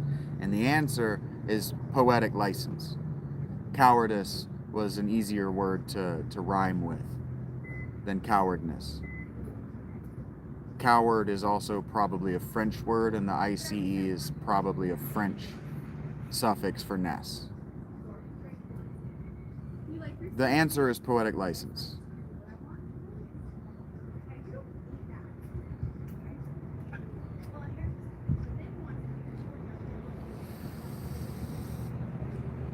Yeah, well, talking in the context of Socrates and his hemlock, Jesus and his cross was also a suicide.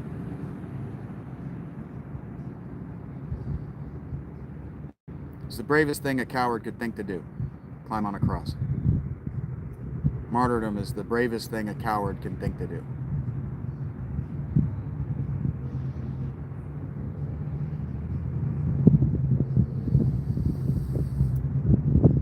And Jesus' followers tried to make a mystery cult out of it all. Didn't try, actually. They succeeded.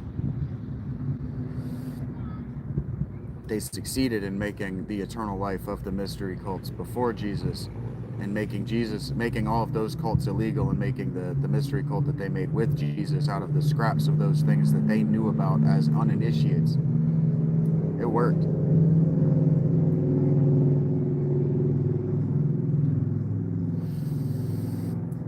It worked like gangbusters.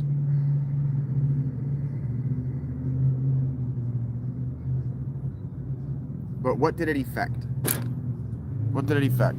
It got Vikings to stop killing themselves in the 13th century, but what did it effect?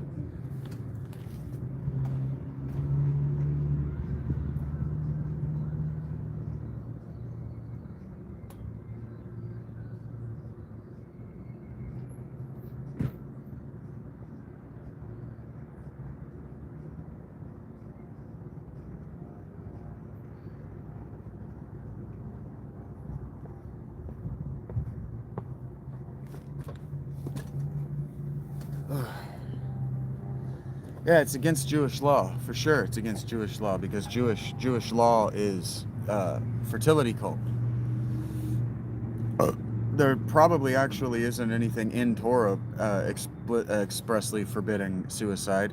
I'm unaware of anything in Torah explicitly forbidding suicide, because it didn't need to be explicitly forbidden among Semitics.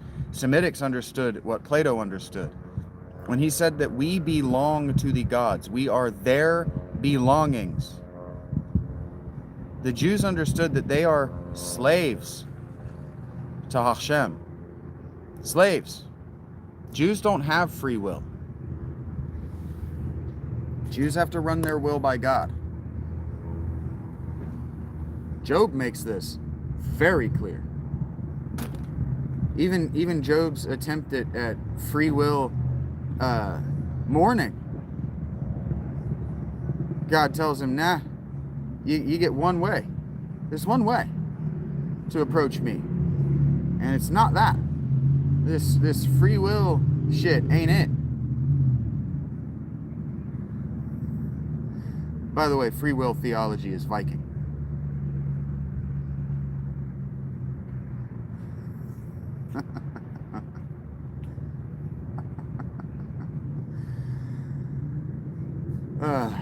Yeah, it's expressly, it doesn't, somebody just dropped a nuclear bomb on the weave of fate, Rach.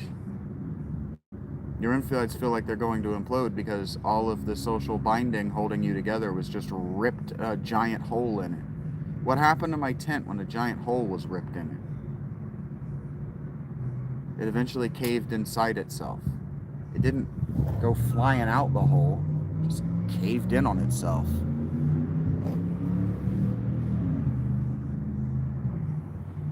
Like one of those science-y toys where it's the little ball and you can expand it and collapse it, right? One of those engineering toys. What happens if you just rip a gaping hole in that and then you go to expand it? It looked like my pelvis.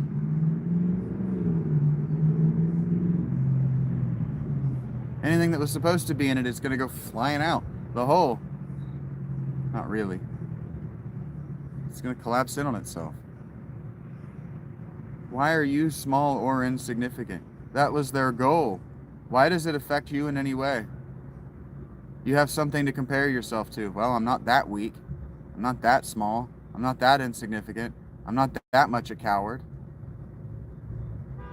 It shouldn't negatively affect you in any way. This is why the Christian response is anger. Fuck them. They don't get to go in the book of life. Fuck them. The book of life thing was a real tradition among Christians. Why did you need to know? Didn't know what?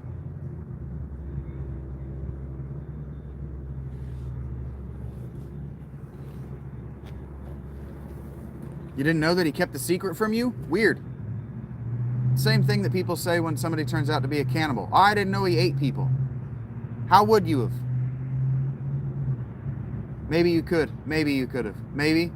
How can you help somebody who doesn't want help? Rach, we argue about this every single fucking day. Maybe I could have made him take his antidepressants. Maybe I could have force-fed him. Maybe. Why do you need that labor? It's unpaid. And who benefits? You? Do you? In what way? By getting to say that you're the king of some dead guy? Shut up.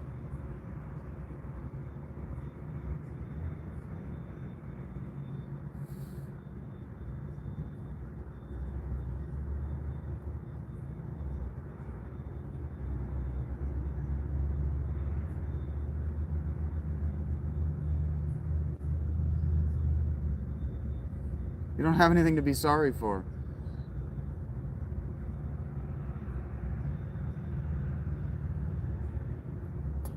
You didn't do anything wrong.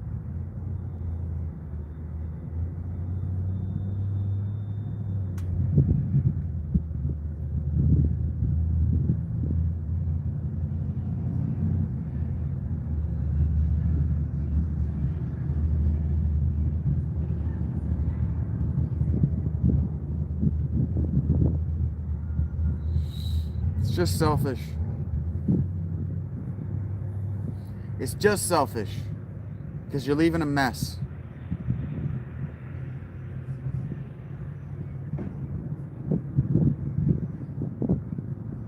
It's exactly the same as going to a hotel and fucking it up and then leaving and expecting somebody else to clean it up. Exactly the same.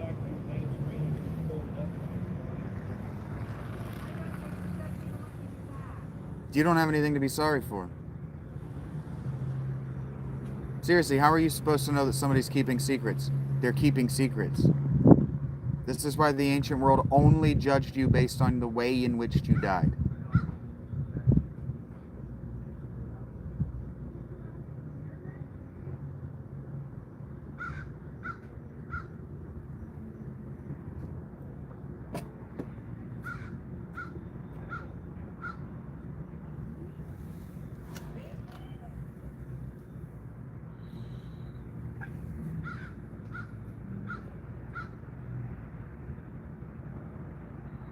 The manner of your death spoke more loudly than the manner of your life, because the manner of your life can be a lie.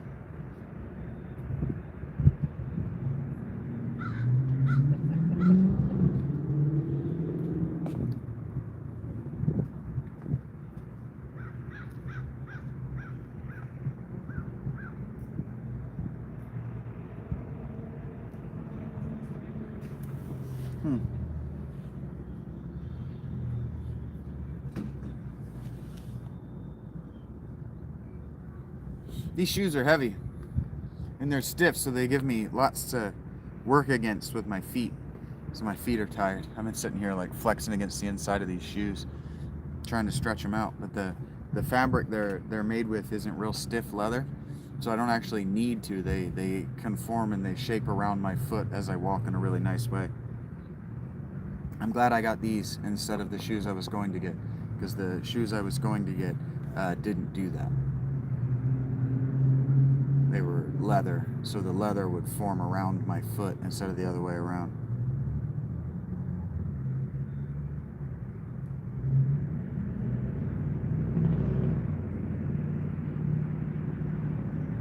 You don't have to have anything to say, Rach.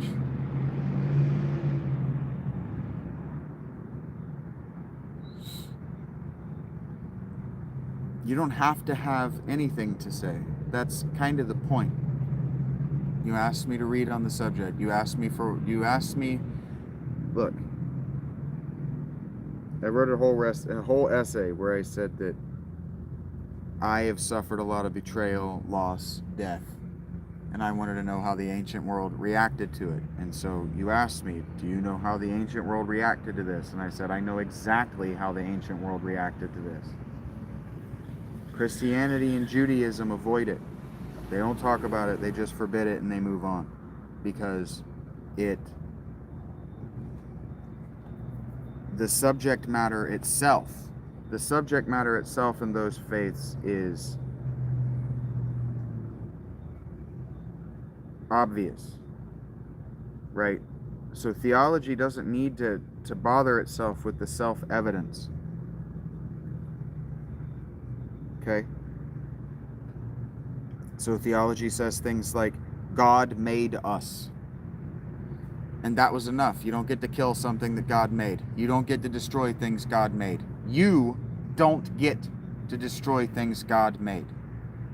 And so Socrates asked, different faith system, similar century and human history, not a dissimilar location in the world. Socrates asked, is it not? Does it not go without question? Do we not hold it to be self-evident in the words of the Declaration of Independence from the United States? Do we not hold it to be self-evident that the gods created us? Do we not hold it to be self-evident that murder is illegal because the gods made us? Killing one another is a crime against the gods? Do we not agree that? Yeah, we agree that. Okay, and killing ourselves is also a crime against the gods. And then people will go, well, how does anyone enforce that, right? Atheists will say, well, how does the God enforce that? And that's where afterlife theology came from. That's where afterlife came from. The Jews, they understood Sheol, still understand Sheol, as just your distance from God. The distance from God that you maintained in life is the distance from God that you will maintain in death. And so no matter how righteous you were, if you sin at death, you are the distance that sin puts you from God forever after.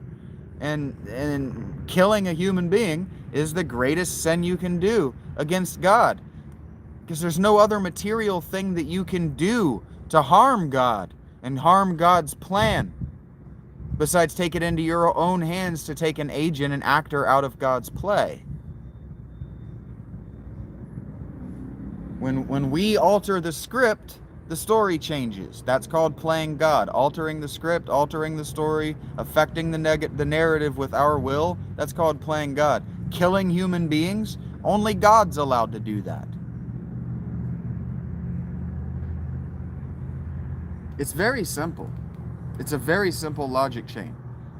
You don't need a lot. You're not allowed to kill God. You're not allowed to kill humans because God made humans. You're allowed to kill animals because God made animals for humans to feed on. You're not allowed to kill humans because God did not make humans for humans to eat. You're not allowed to enslave other people because God did not make humans to be slaves for other humans.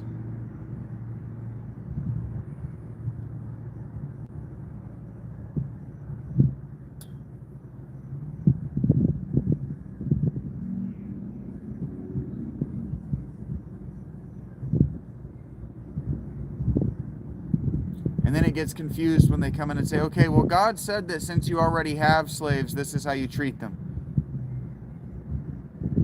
You're not supposed to feel sad about it. You're supposed to just immediately forget they ever existed, Rage. That's the Abrahamic response. Just forget they ever existed.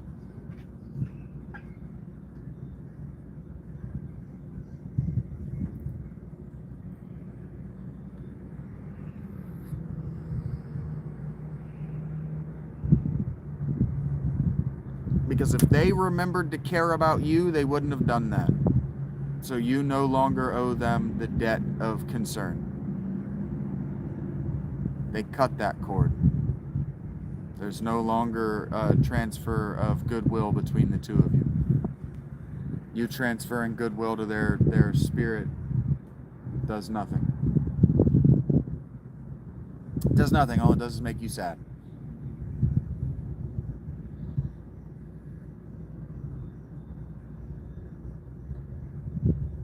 Because they dead now. And they died doing something that would hurt your feelings.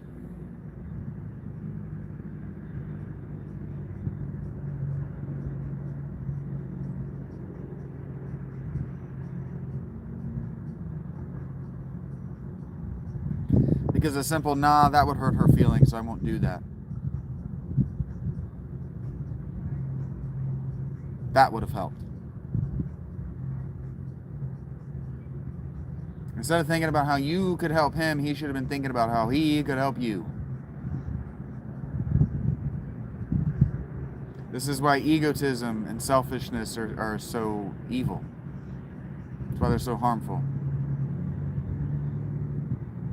That's exactly what you're feeling, Rage. That's exactly what you're feeling. So why did I need to see that? Hearing about it is enough. That's exactly what's happening.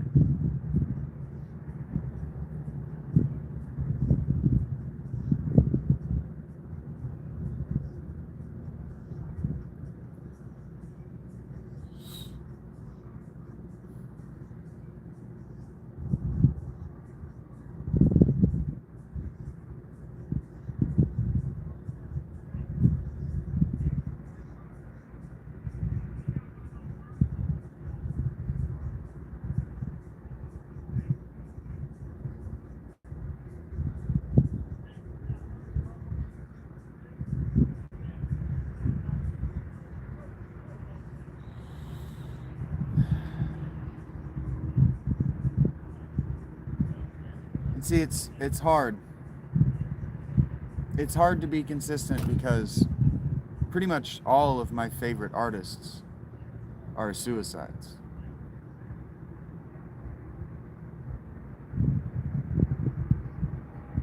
I have an absurd number of artists that I have a huge amount of affinity and love for who were also suicides. Huge amount.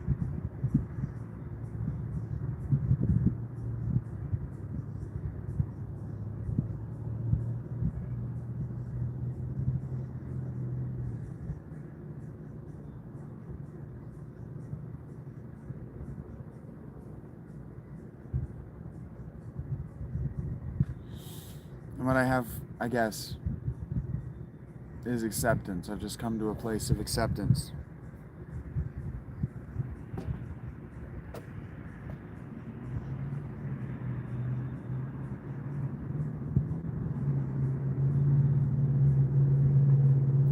Because they were at a place in their careers, in their art, with their lives where it was factory. They were a factory. They were no longer independent artists. They were now factory owners of their own music, their own art. And so their contribution to their art was no longer necessary. And so if what they felt was closure, then that's what they felt.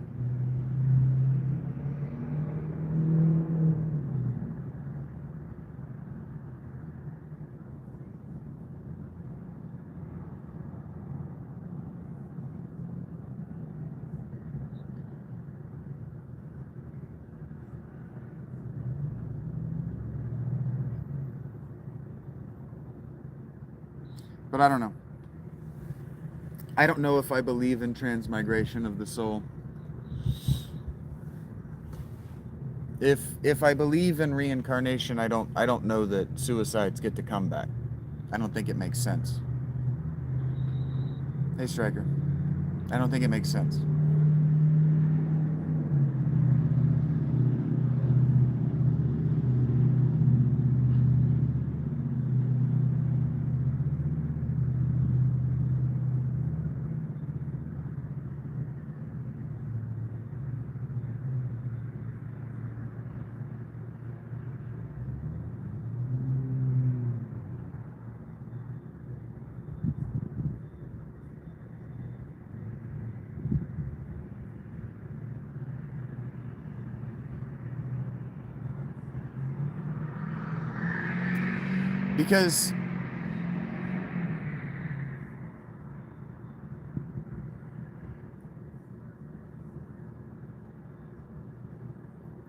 Because traumatic and violent deaths tend to create ghosts.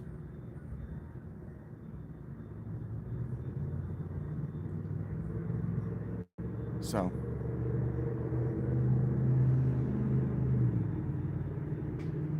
it doesn't make sense to me.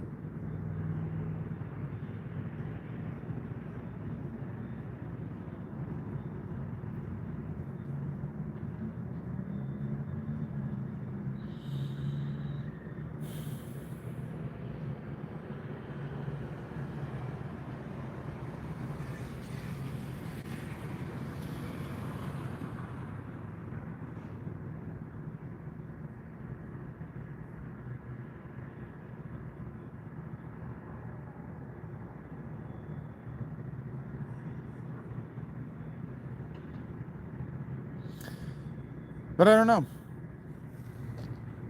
I don't know, because it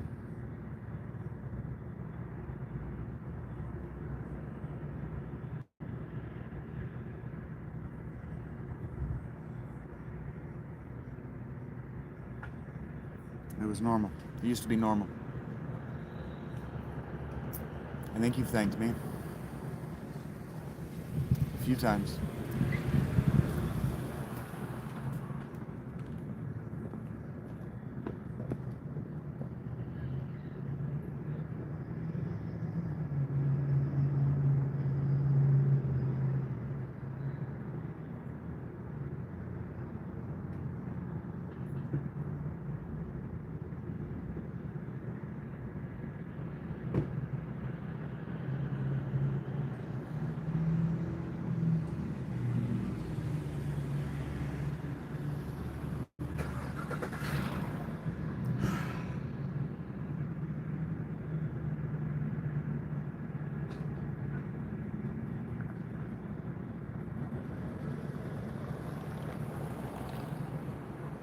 And I just feel so bad. I just feel so bad. Because I'm pretty sure I killed my little mole buddy. Pretty sure I stepped on him.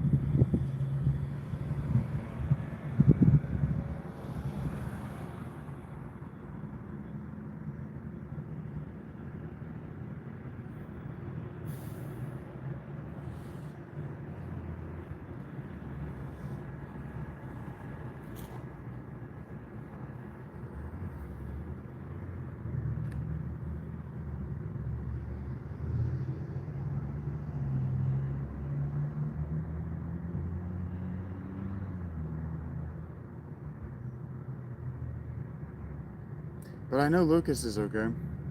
He was crawling around on the outside of the tent this morning.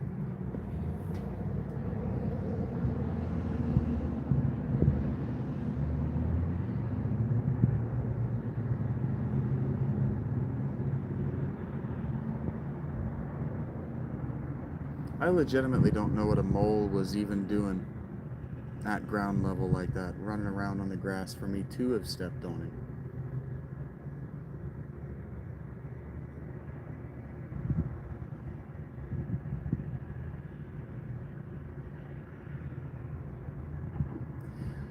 But there was no blood, so he may have just frozen to death right there, and I just happened to see him in my path, right under where I would have stepped.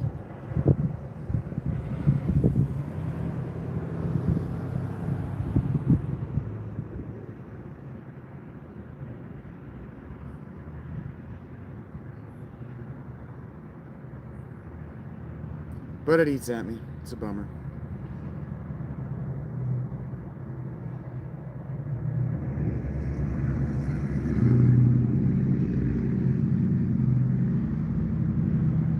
Just keep thinking to myself, like, if I had got food for him yesterday when I had the money, instead of forgetting about it, he wouldn't have been out there. But if I stepped on him yesterday on my walk up, I didn't have money the day before. And it can't be my responsibility to feed moles.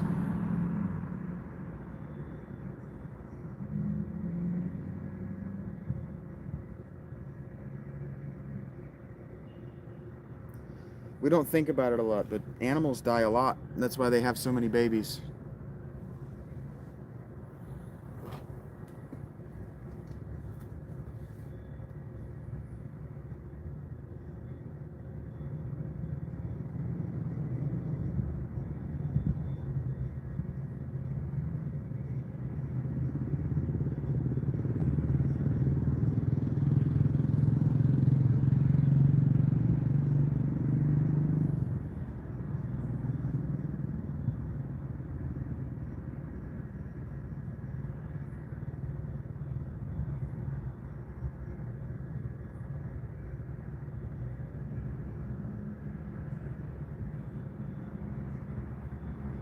It's October.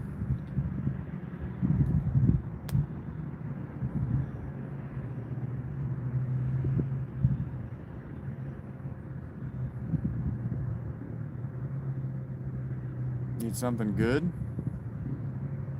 I don't know where you're gonna find that. I don't know where you're gonna find that at all.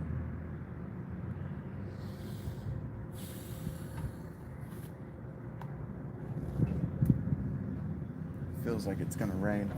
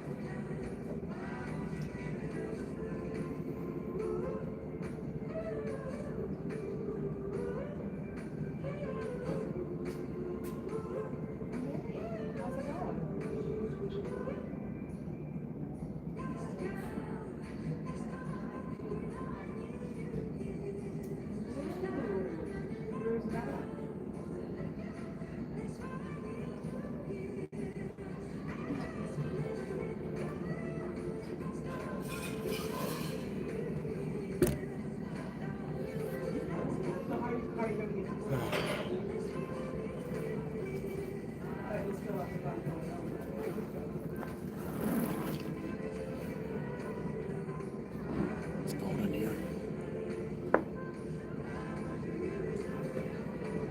We'll get better. Okay. Yeah, so this time.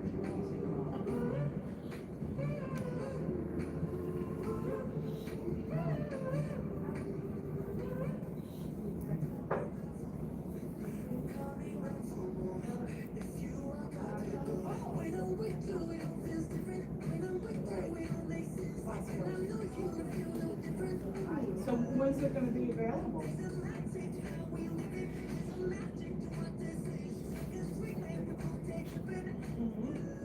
You say so, Striker. I don't know if that makes sense, what you just said, based on my experience with Lucas, but you obviously know something that I don't. Maybe something.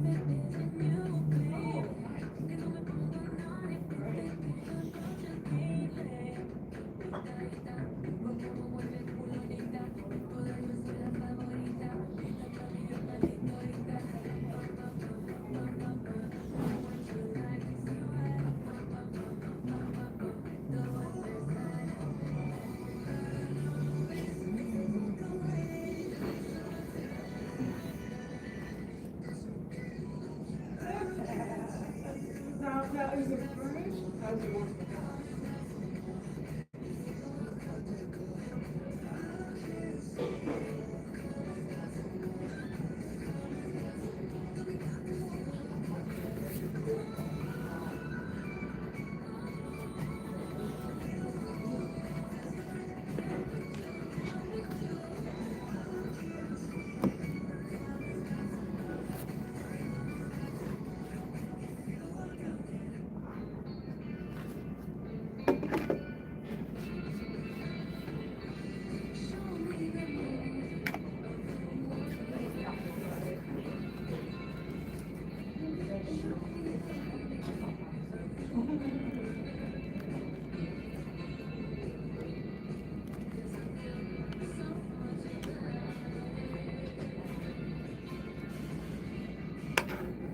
Yeah, well, like you said, if you can help with getting people out.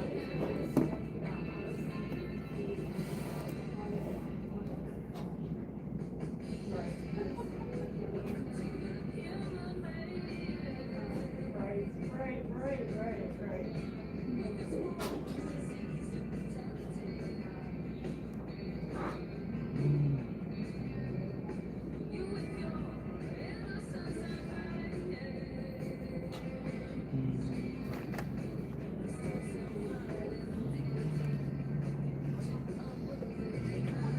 Yeah, well, we were at the temple and we texted and we went through stuff like that, and we were all like cheering. I cheered, I was just like, yeah. So I was like, oh my gosh. We were so happy for you. I think everybody in our group was a picture on the temple built this that day.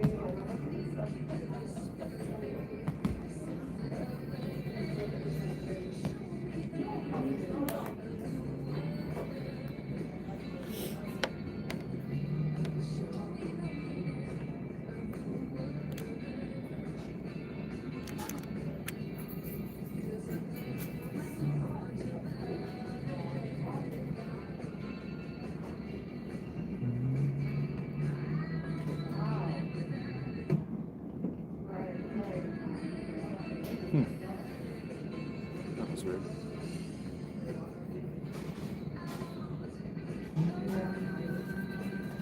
Right. So you just figure out those things. One day at a time. I go to work. You know what I do. Yeah, you gotta be exhausted too.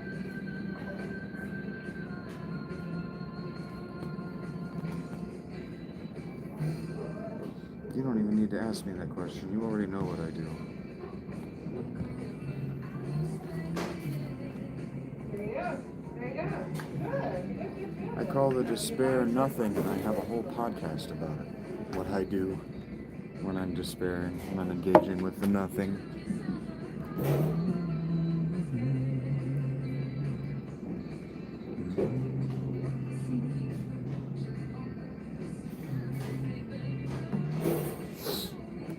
I go to work.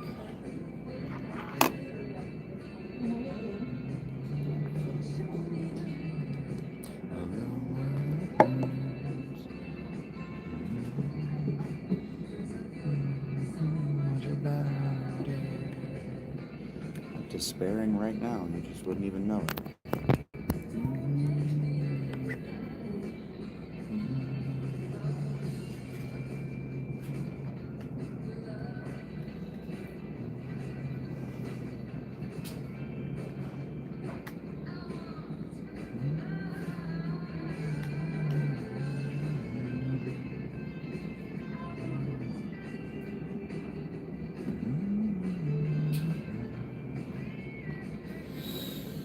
Okay.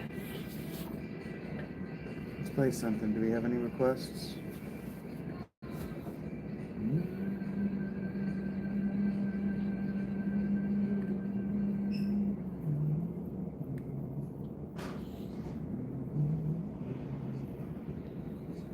Right.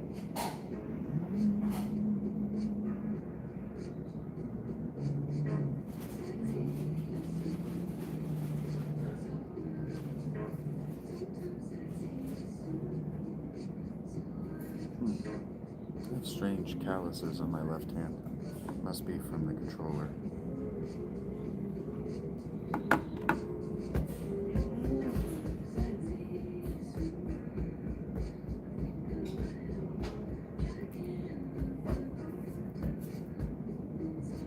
I got like 6 wins in Rotato yesterday. And when do you have to pick that? Do you have to do it today? Okay. Unfortunately, right at the moment,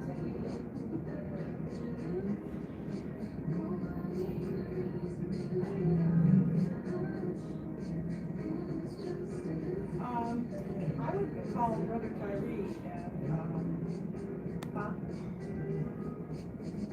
Yeah, and see what they know. I know that the Kierans are, I think, it's the wedding for their granddaughter. So, yeah, so I'm pretty sure they'd be all, see. And I don't know if, they get invited or not. I don't No. know. I give them a call and they, I don't know why it would be weird. well, she might be Mr. Lipton, but I would call Sister Davy. She might be able to, just for, you know, yeah. Right. Well, why don't you give them two a call, and then give me a call back if you still, don't have any problem. All right.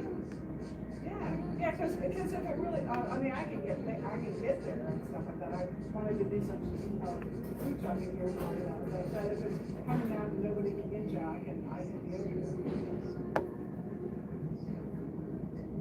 All right, I'll talk to you soon. Bye-bye.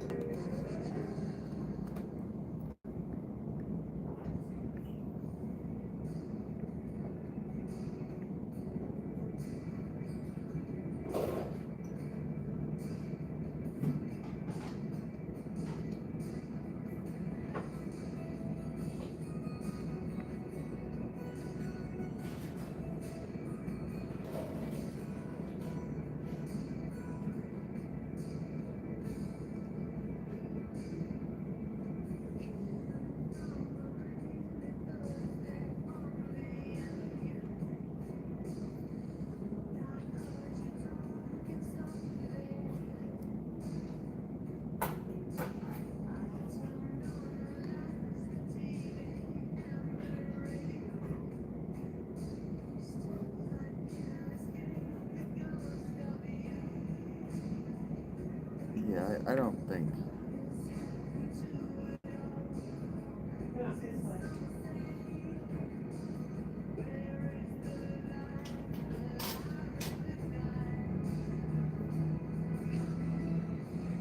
Yeah, Pythagoras wasn't the first to come up with metempsychosis. His teacher, Pherecydes of Syros, was the first to write about it in Greek.